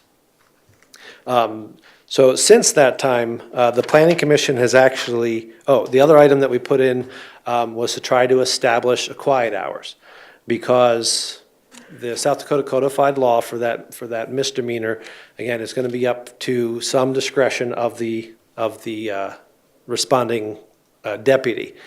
We have quiet hours in other PUDs, in other specialty resorts, in other bed and breakfasts. We had offered that quiet hours for Plan Unit Development 1603B from 10 p.m. to 7 a.m. The Planning Commission ultimately removed that condition. They also removed the condition about, which would be number 24, that they're parking, that cars would back into the parking spaces along Summer Creek Drive. So they removed those two. Staff would like to see those both back in. And they also changed the condition for the tent and added in that the temporary building permit for the event tent be reviewed for possible permanent permitting during March 2018. Now, I say all that, and the reason this is before you is because in the conditions originally, the board approved review in February of next year. The applicants came forward and asked that they have an earlier review, which we had brought before the Planning Commission and through the board, and the board had approved, I believe the last a couple meetings ago, to have this. So that's why you're seeing it now instead of February, is at the applicant's request. So we're taking the opportunity now to look at it and make these changes. So just a question, PJ. Yes, ma'am. So 3, 4, 10, 11, and 12 is the resort, and 13, 14, 15, 16, 17, 18, 20, 21, 28, 29, 30 through 37, and 40 are each allowed to have vacation home rentals? No, yes and no. Not every lot in the PUD is allowed to have a vacation home rental. In the conditions, lots, and that's why there's so many conditions, because specific lots are spelled out of what they can and can't do. And I can try and find that. If you look on pages, in the original staff report, not the ones that are approved by, or recommended for approval by the Planning Commission, but starting on page 13 over to 14, are you citing condition current condition 28, not recommended condition, but on page 14 of 15 of the staff report? Okay, I'm sorry, I'm It's okay. way forward on that, on the PUD. Yep, because that's where it lists that lots 13, 14, 15, 16, 17, 18, so on and so forth are allowed to have a single-family dwelling, vacation home rental, bed and breakfast, or specialty resort. So it kind of, that's why there were so many conditions, because there were so many different uses for so many different lots. And all the, how many residents out around this? Oh, I think it was this properties? five roughly? There's 5 others Five. besides? Five, yeah, there's not many right now. Correct. Already? Actually, one of them is vacation home. Okay, okay, okay, thank you. I would move for approval Moved by DeSanto for approval with conditions, with the with 43 conditions. Is conditions. there a second? Second. Second by LaCroy. Discussion. Do we have people in the audience as well? Yes, but I have a question. Yes, sir. Can I ask the Commissioner? Commissioner Sando, is that recommended approval of the staff originally recommended 43? Because Planning Commission's recommending 42 and they're changed. The 42 that the Planning Commission Changed. Okay. Is that your second? discussed. and- Okay, because you were there at the meeting, so I Right. just wanted to clarify because I heard 43. And we Okay. do have some people in the audience, if you'd like one at a time to come up and visit on this.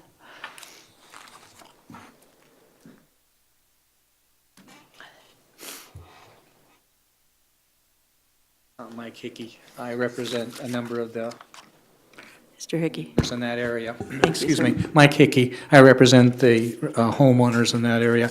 We have some concerns about a number of issues, none of which, to be very candid with you, are covered by this situation. I think that we have concerns primarily with the usage out there, and the water,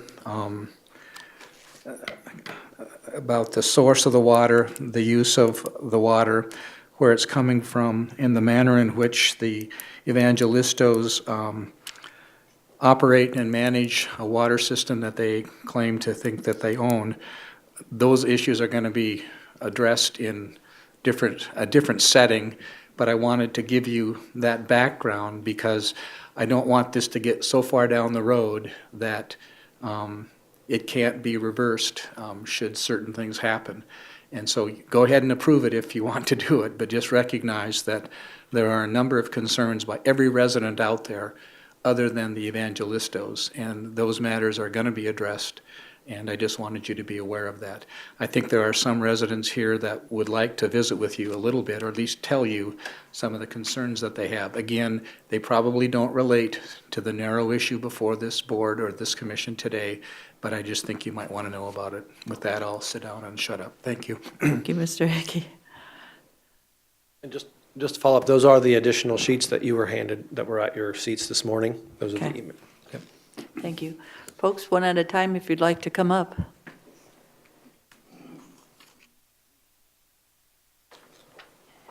Just your name, sir. My name is William Newcomb. One concern I have, this tent that they have constructed, they have a kitchen and restroom in this tent, and I don't know what, I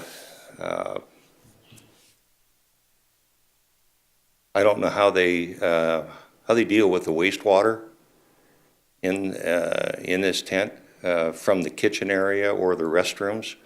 I don't know if a permit is needed. I don't know if they have one, but that's one concern I have. Ma'am? My name is Peggy Bowser, and I would like to read something, if I may. Yes, ma'am. Thank you. The neighbors of the Evangelistos have submitted a letter to the Director of Planning and Zoning to be included in your packet in regard to PUD 1603. For the audio and viewing audience of this meeting, I'd like to highlight some of our issues and concerns. A brief history of some of the issues with the Evangelistos for those who are new to the board and not familiar with the file.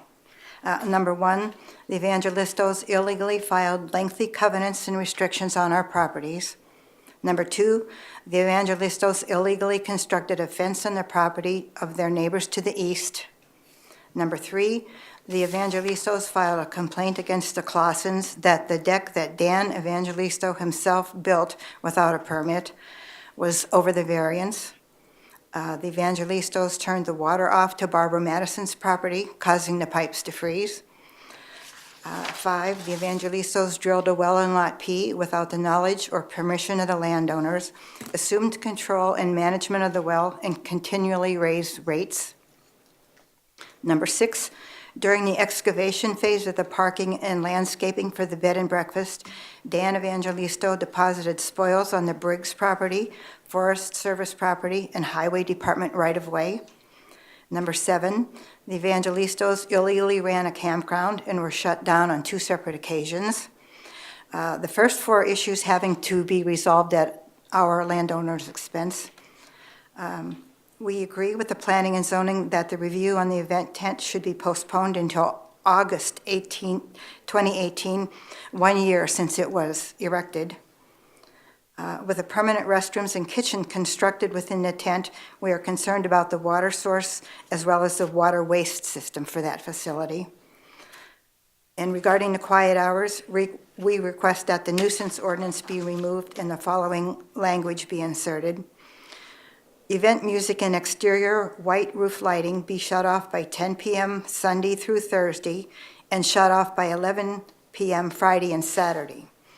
If there is a need for other low-level lighting to accommodate guests, the glare should not carry over to neighboring properties. And the matter of parking must be addressed so that the bed and breakfast and event guests do not have to back out into the roadway to exit the premises. Thank you for your time. Thank you, ma'am. Any questions for these 2 citizens? Okay, thank you. Thank you. Thank you. Anybody else would like to come up?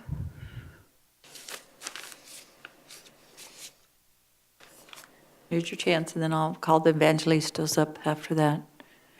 Okay? Evangelistos, please.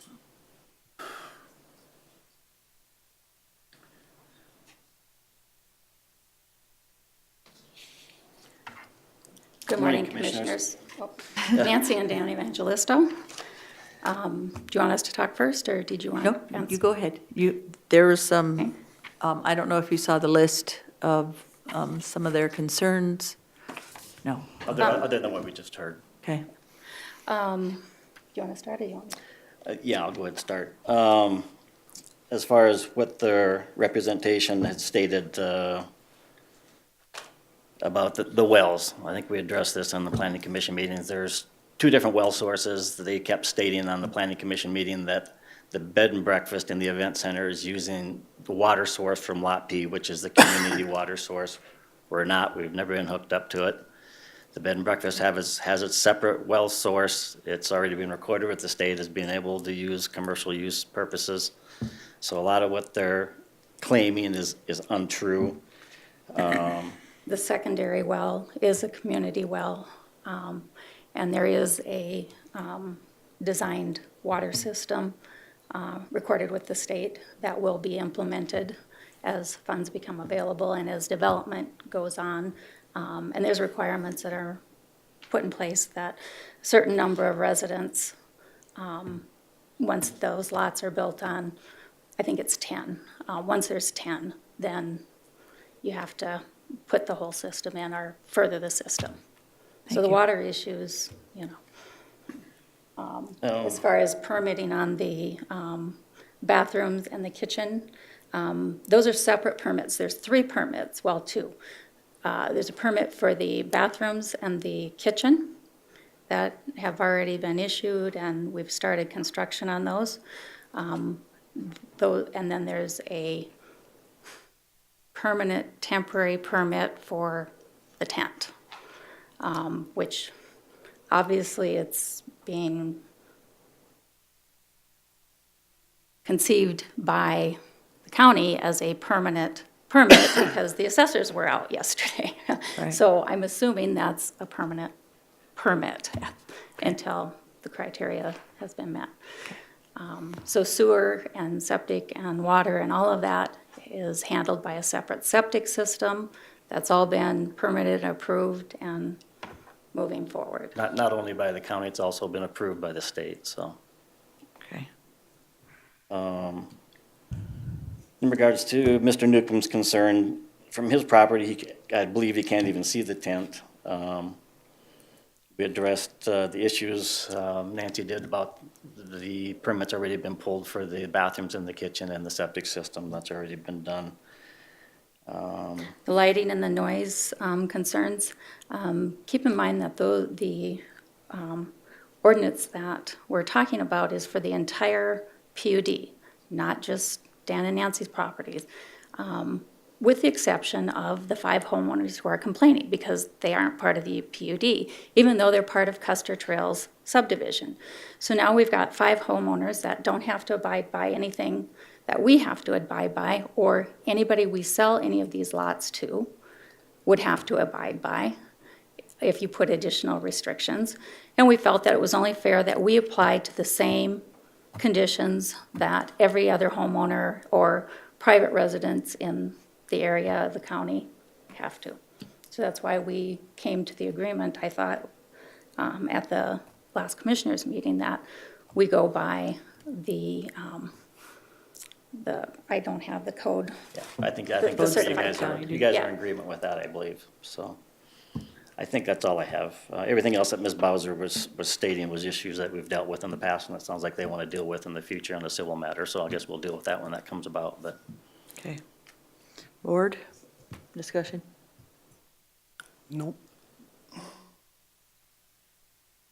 I'll keep saying this from, I've been here, almost 3 years, and it's still an issue.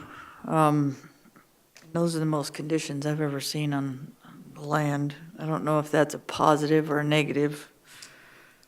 If that's because you're abiding or you're not abiding, or they have to make it specific because you have more issues with people in the neighborhood having issues with you.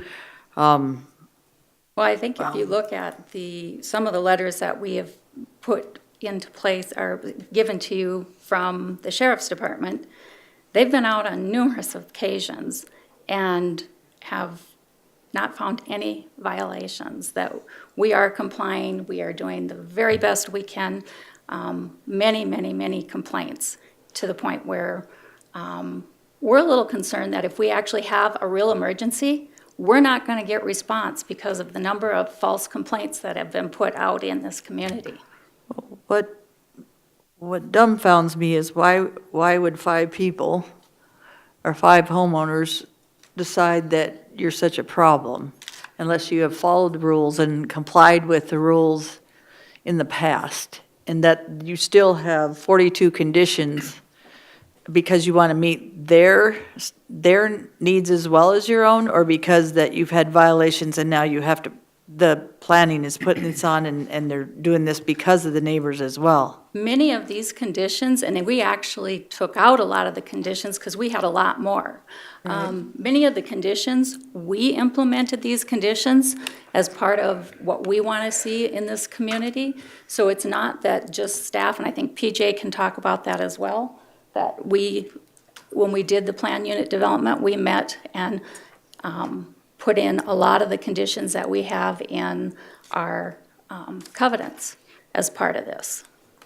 But you keep seeing what we want to see in this community. They are part of this community with 5 of them, and there seems to not be an agreement on what you think is we in your development I'm compared to talking theirs. specifically about the PUD. Yeah, well, that's what I'm saying. And I'd like. They aren't part of the PUD. I could also make a note here that for the newer commissioners, that 3 of the complainants that are here bought their property after the bed and breakfast. Keeping in mind too that all these lots are platted back in 1961, so it's not like we created them. And 3 of the complainants moved into their properties after we had already had the bed and breakfast and event venue going for 3, if not 4 years. So it was there when they bought their property, so it's.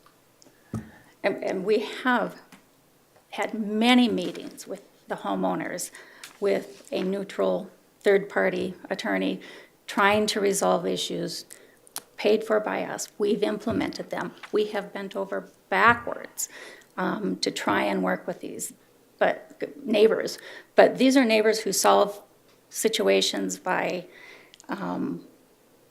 not very friendly avenues, decapitating heads of antelopes, throwing them in our yards, threatening with firearms, chainsawing fences down.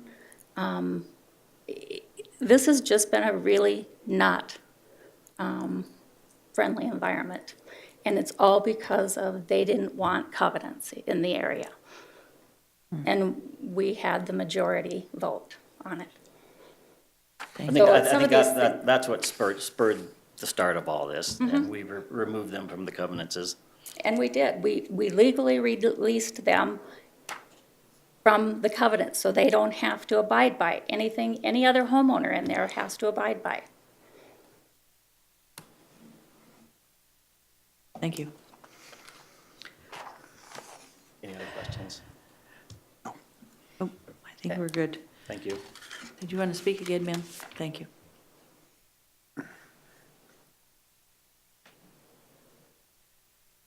In regard to the covenant, I'm Peggy Bowser. In regard to the covenants, they filed the covenants without our knowledge or our permission or our signature consent.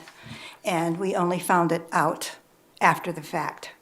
And they didn't, we initiated the removal for our own properties. They did not. And they delayed a long time before they finally did sign the paperwork. I just wanted to make that clear. Thank you, ma'am. Thank you. Do you want to speak, sir? Okay. Your name, sir? My name is Don Behrens. I just want to clarify that when we bought our property, we didn't understand that there was going to be an event center and a church and all of what the development is going to. I have no problem with the bed and breakfast, but where you're going with this is a commercial development in a residential neighborhood. Thank you. And I have to agree with the commercial development because it keeps, since I've been here, it's been building and getting bigger. Let's vote. How about that? No, okay. Did you call the question? I call the question. Okay, sir. Can I just make one comment? When I call the question, Oh, I'm sorry. if someone else seconds it, I guess, or, I don't know if it Well, needs we already made a second. move. Nope, you got to vote on calling the question. Is there a second? Second? Okay. We're going to take a vote, ma'am. Thank you. Okay. All in favor, say aye. Aye. All opposed? Aye. Aye. So 3 noes and 2 yeses. EJ? Yes, ma'am. Call the question, right? Oh, that was the calling the question vote, sorry. Was that, oh, I'm sorry. Okay. Voted Call the- against voting for the actual. Okay, so let's try this again. We're calling the question. All in favor, say aye. Aye. Aye. Okay. Now, we're voting on to I'm approve. opposed to Motion calling to the question. approve. Yeah. I don't think it's a proper procedure. There's debate going on, and You can call the question, George. that's not in Robert's rules, but I know it's been used and Everything else we abused. do is, of He- course. He's It's been calling for a abused. vote. Okay, guys, okay, let's move forward on, Original motion. And I Original made a motion. motion to approve, yep, and it was seconded. by LaCroy. Let's vote on it. All in favor, say aye. Aye. Aye. All opposed? Aye. Aye. So it's 3-2 to deny this request. So, Mr. PJ, help us out. So you're looking for options? Yep. I guess the first thing I would want to know is what the reasons were for the denial. Were there conditions that you didn't like that you'd want to reword? Is this something you'd like to visit with, go back to? Do you want to look at possibly, if you're talking a commercial We're denying rezoning all it? 42 conditions when we say that, am I correct? That's my understanding. Okay. Yep. So, board, us, I'd Mr. like to- Buskard, Mr. Farabee. Madam Chair, I'd like to see the planning commission do some more work. I don't think that's an option. I don't know where would they do more work, but Buskard, what are you thinking? I'm thinking that we have a real conflict of neighbors out here. We do. And something needs to be done about it, and to continue just saying yes, yes, yes, isn't gonna settle it. This will bring maybe all of them together. And I know they've sat down before and haven't reached any agreements, but something's got to be done other than this. And I don't know, that's my feeling. I agree, Hopefully they can there's- get together and work something out so we don't have to go through this every 2 or 3 months. And that's my point. For 3 years that we've been here, it keeps going back and forth. There's got to be some solution for one side to agree on some of the other side, or take it to court, and I guess that's, Yeah. to me, at this point, I'm agreeing with Commissioner Buskerud, because we keep, take this condition off, put a CUP, and we have, again, 42 conditions. There's something not quite right here, Madam Chair, so. I got one question. In what other neighborhood, anywhere, do we have an ordinance or a rule or anything dictating when you can turn your lights on and when you got to turn them off? I don't think that exists, does it? We have them in Conditions. conditions. Yes, See, sir. conditional use permits, I couldn't tell you which ones specifically right now. Okay. But we do put that in, and we even have that on off-premise sign, or lighted signs, that they have to be off by a certain time. City and county both do that. Okay, but it's a specific type of lighting, right, PJ? In which instance? Or we're not talking about signs, I assume. We're None talking or about. some But specific. there's low-level lighting and there's another type of lighting. Okay. And there is no restriction on when low-level lighting has to be turned on and off. Am I correct? Correct. The condition we usually put in there is it doesn't cause a nuisance for. What determines low-level lighting? That I do not know. Okay, Not a guys. certain I'm number of I'm gonna stop you candle for just a minute, hours. Mr. DeSanto. The vote was taken, and it's 3-2. So it failed. Well, you were asking for Yes, sir. I know. why, what to do, but But they were kind of asking the three that said no, and then we're still talking. So it has been denied. So, So they do have a specialty resort permit through the state. So we'd have to look and see what the state restrictions are. In some instances, governmental agencies above the county level will rely back on the local jurisdiction to also, for the landowner to also be in compliance with them for, so we'd have to But check we're- into that. what we denied and what was already approved by the state is different, so, right? Is that what you're trying Correct. to say? I don't know if the Okay. state relies on the county. Because the Okay. county doesn't necessarily rely on the state. for it. Furthermore, some of these issues will be decided by someone other than us. Okay. Okay, guys, if that's okay, Mr. Evangelisto would like to speak, even though we voted on this item, if that's okay. So, Sir? Dan Evangelisto. When we were instructed or suggested by the planning department, Mr. Farabee was out several years ago, and he even thought it was a good idea to do a planned unit development to protect our interests in our specialty resort, bed and breakfast, and event center, to file for a planned unit development and kind of spell everything out, how we wanted to lay this planned unit development out. And we worked with PJ a lot of hours doing this. And in approving the planned unit development, it took away our conditional use permit that we were operating our bed and breakfast and events under. So in your denial today, is that taking away the whole planned unit development approval? And if that's so, where do we stand as far as our investment in our business and our event center? So, PJ, was this says for the plan unit development review?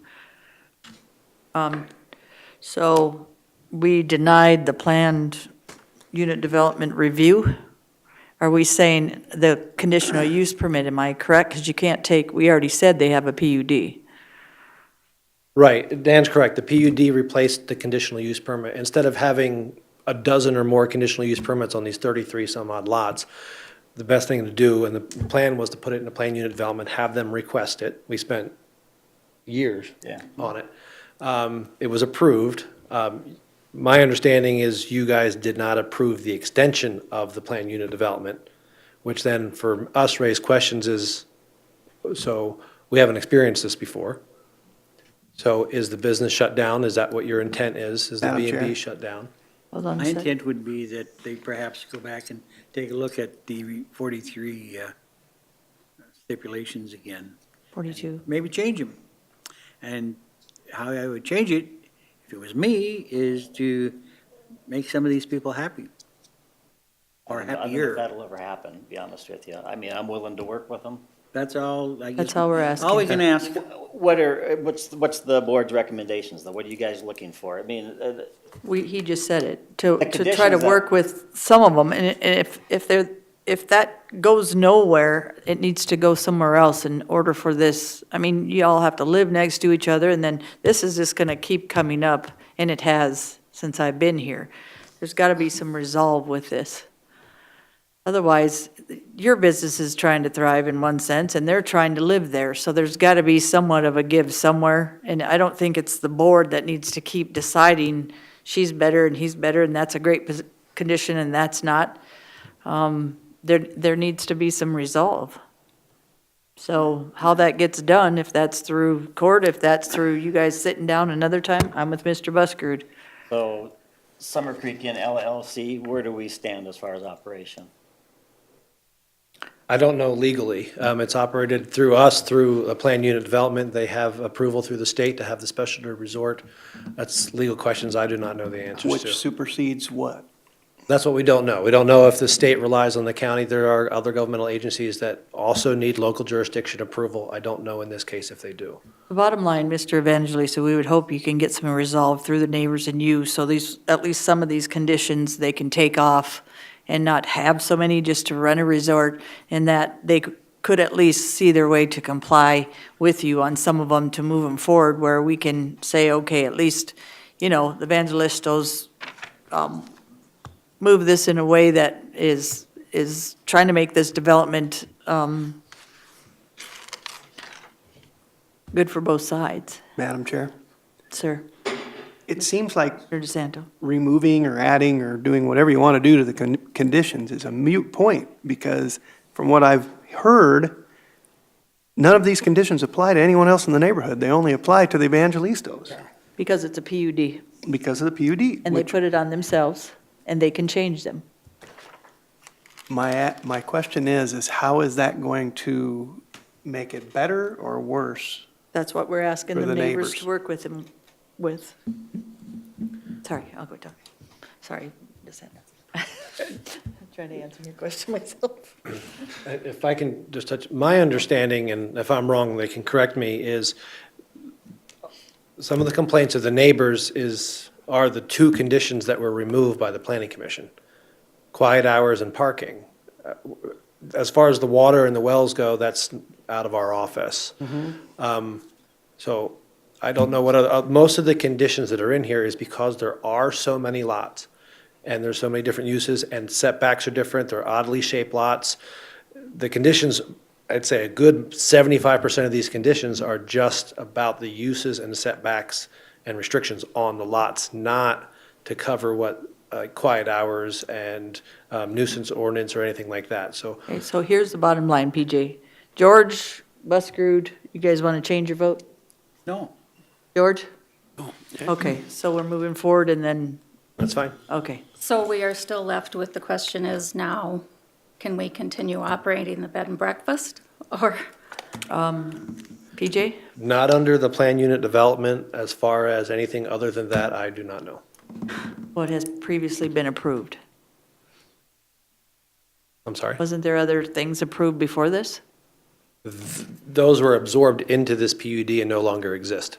They So now exist you- in the PUD now. So now you're only. going back to the PUD that it was, because we didn't absorb this and we didn't agree to it. Am I correct? Right, my understanding is that you guys have denied the extension of the PUD, so the PUD no longer exists.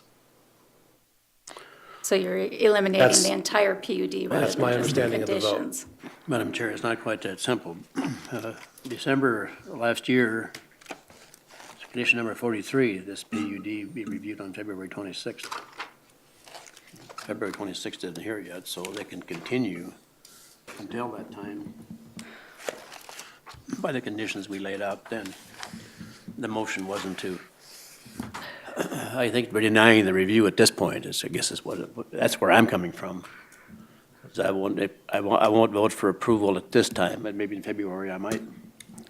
Okay, so maybe we could do something. I was on the previous side. Maybe we continue this and look into it. Make sure we're doing this legally and what we're doing to the evangelistas before. So I'm saying, what do I have to rescind my vote? If I may, Jay Alderman of the State's Attorney's Office, if you're not intending, which I'm gathering here, you're not intending to shut their Right. business down, Right. then don't do that. So the way you should probably correct yourself is to continue this matter or send it back to the Planning Commission if that's where more discussion needs to be done with regard to conditions. But the way you have left it could be argued that you have, in essence, shut down the business. And I wasn't gathering that's what you really intended to do. So I would rescind my vote if we continue You it. can't do that. Or you can't if you're on the other Can't side? rescind your vote. You can move You to can make a reconsider. motion to reconsider. Reconsider. Yeah. So if we reconsider it, then we can, Make a motion.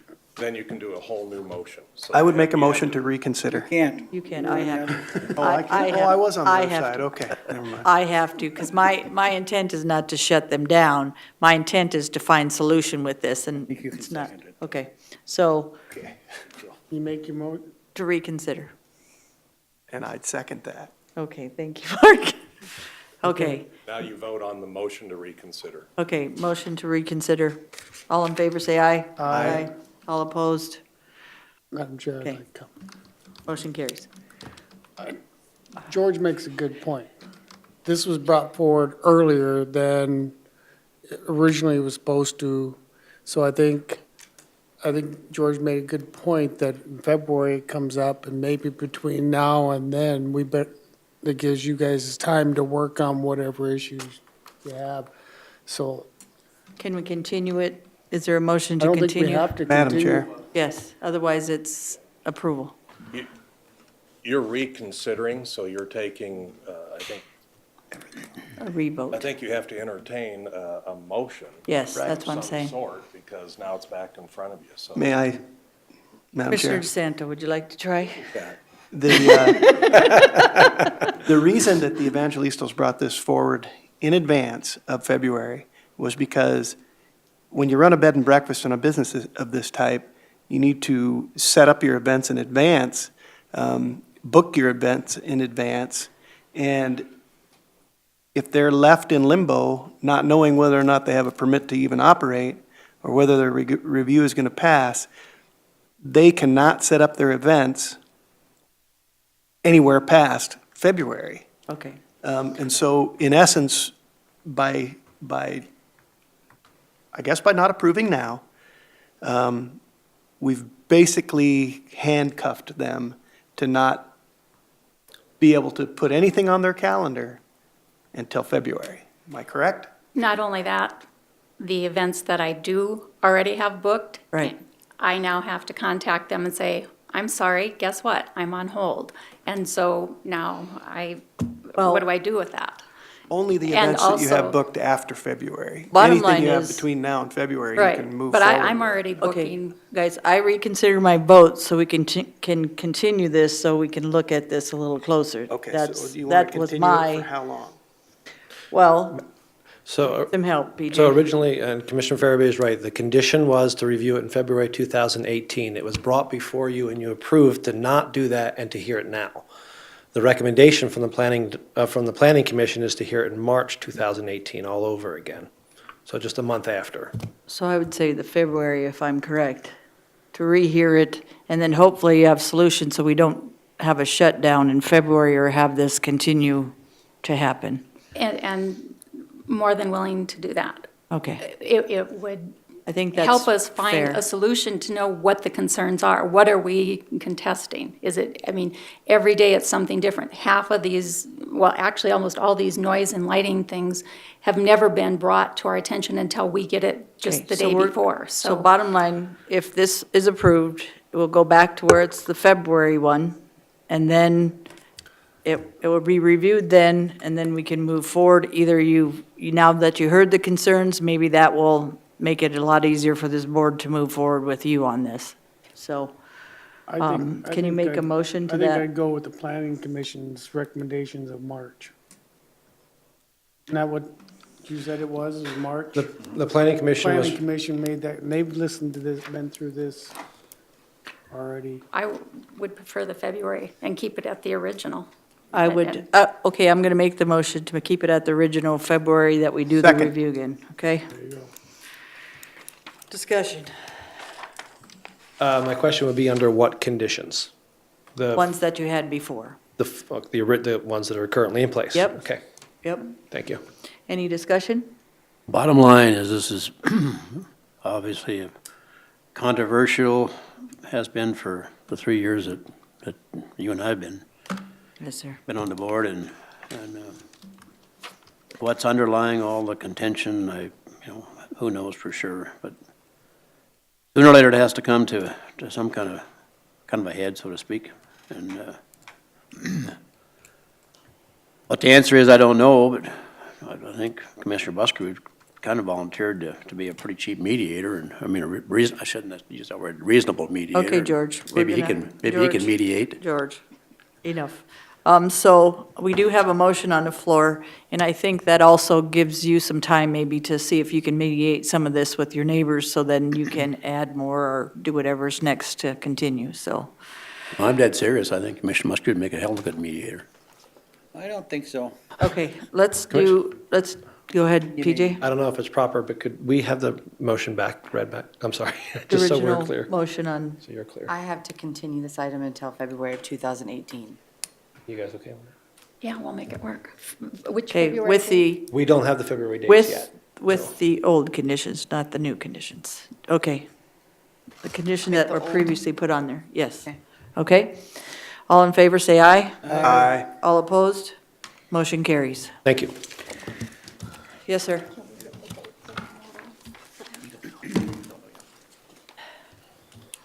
Don Behrens again. If I can work with anybody on the commission or with someone to try to help out, I'm more than happy to. You know where to get a hold of me. Thank you. Yep. Thank you for your time. Hopefully, we can have some solution or resolution there. Items, number 17, items from chair and commission members. Proposed revisions to Pennington County policy and procedure.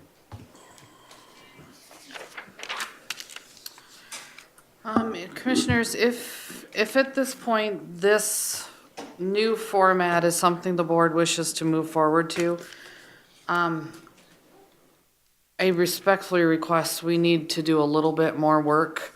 Motion to continue. Second. Been a motion and a second. We're going. Could you add to a better day? Who did the motion? Who was it moved by? Second. Buskert and LaCroy. And then Holly, do you have a specific date, or do you want more than 2 weeks? Or do you want it in January or something? I guess I'm gonna look to Lloyd a little bit. We just need to, the issue that we came across just a little bit ago is we need to broaden the qualifications and the removal. There's so many working pieces with each committee that you guys appoint people to. Some are committed by some are created by statute, some aren't. So I'm not quite worded appropriately not to offend other committees that are set by statute. Very good. Thank you. Sounds reasonable to me. So when we continue it till? We'll do December 6th, or 5th, excuse me. December 5th, okay. Her to continue again. Okay, all in favor, say aye. Aye. All opposed, motion carries. Thank you. 18 is committee reports. Buskert, None, I guess.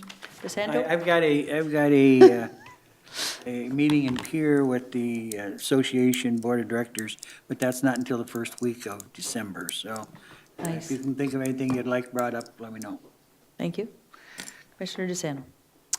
Met with the 4-H, went out and did a presentation on parliamentary procedure, and enjoyed watching them apply parliamentary procedure to constructing a snack mix. It was very interesting, voting on what they were going to put into that snack mix and what they weren't going to put into that snack mix. And, you know, when you sat and looked at the ingredients of the snack mix, there was one that was it's kind of like that old Sesame Street thing. One of these things some of these things belong together and one of these things just doesn't belong, that song, you know. There was a can of sardines that was going to go in this snack mix, and I just assumed right off the bat that nobody would vote to put the sardines in the snack mix. Well, I was wrong. You just never know kids, you know. A Hey, couple of the tastes older good. kids said they wanted sardines in the snack mix. and- I like so- sardines, so I probably would have voted with them. Anyway, it was a good time, and the kids, it seemed that they picked up on parliamentary procedure pretty quickly. And as I said, the really young kids were the ones that participated the most in communicating back and forth with me when I was doing the presentation, but it was fun. Commissioner LaCroy? I attended the 4-H Rewards Assembly down at the building, and that was very enlightening. They gave reports, and it looked like Matt had gotten a lot of awards from the kids. Nice. But that was pretty good. I think some of the other ones, committee meetings that I've attended, there's nothing to report, so. Thank you. Commissioner Fairby? No, nothing. Madam Chair, back one step. Commissioner DeSanto. Our Fair Board meeting, and I really wanted to report this because it's pretty significant. Because of our approval and moving forward with the new stalling barn and event center, they have contracted an event that, and it's a pretty wide range, that can attract between 400 and 4,000 participants. Starting in 2018. And so they've already got a very large, it's called the American Rodeo, and it's a very large event that's going to bring a lot of income to us. Thank you. I went to the fire board meeting, and on behalf of this commission, I made chili and got cupcakes and stuff for the firemen, and with help of Carol from Emergency Management. Just a big thank you to the volunteer firemen and women, whether it be career or volunteer. I thought that was well needed at this time of year to say we're very thankful for the volunteers and the people that have served Pennington County for us in that department. Had a nice meeting. Went to the chamber. They have a few things going on there. I think some of that's coming forward. There was a transformation center that was brought up. That will be at our building committee today. They have a new president, and he's doing some amazing things for the chamber. And I'll bring some of those things forward when they move into that process. But he is new, so he's just kind of making suggestions. Went to peer with Tom on some of the issues with Sheridan Lake. That will be shared once they decide, and Commissioner DeSanto had asked about it, once they decide on those 4 phases, what those costs are going to be, then we'll bring it back to the board and do hopefully some challenging, talk about where we want to move forward on Sheridan Lake and how we want to fund it. So that's about it. Anything else? Okay, if not, we're on 19, approval of the vouchers. So moved. Moved by Commissioner LaCroy. Second by Commissioner Buschert. Any discussion? Yes, Madam Chair, $8,207,085.48. I bet you 2/3, 3/4 of the counties in South Dakota don't have that much for annual expenditure. We spend it in 2 weeks. When I see stuff like this, per diem to Las Vegas for a workshop, kind of sounds suspicious to me. But we got a lot of money, let's spend it. Thank you. Thank you. Any other discussion? All in favor, say aye. Aye. Aye. All opposed? Aye. Motion carries with 1 no. Commissioner Fairby. Items from the public? Holly, Jay, Sam, Kara? Okay. Now, let's move forward. We did executive session. Nope. I don't believe so. Happy Thanksgiving to everyone and our employees. I'm ready to eat. Good, let's move to eat. Let's move to eat. I Let's mean, move to adjourn. adjourn. Moved by DeSanto, second by Buschard. All in favor, say aye. Aye. All opposed, motion carries. I gotta be back here at 2.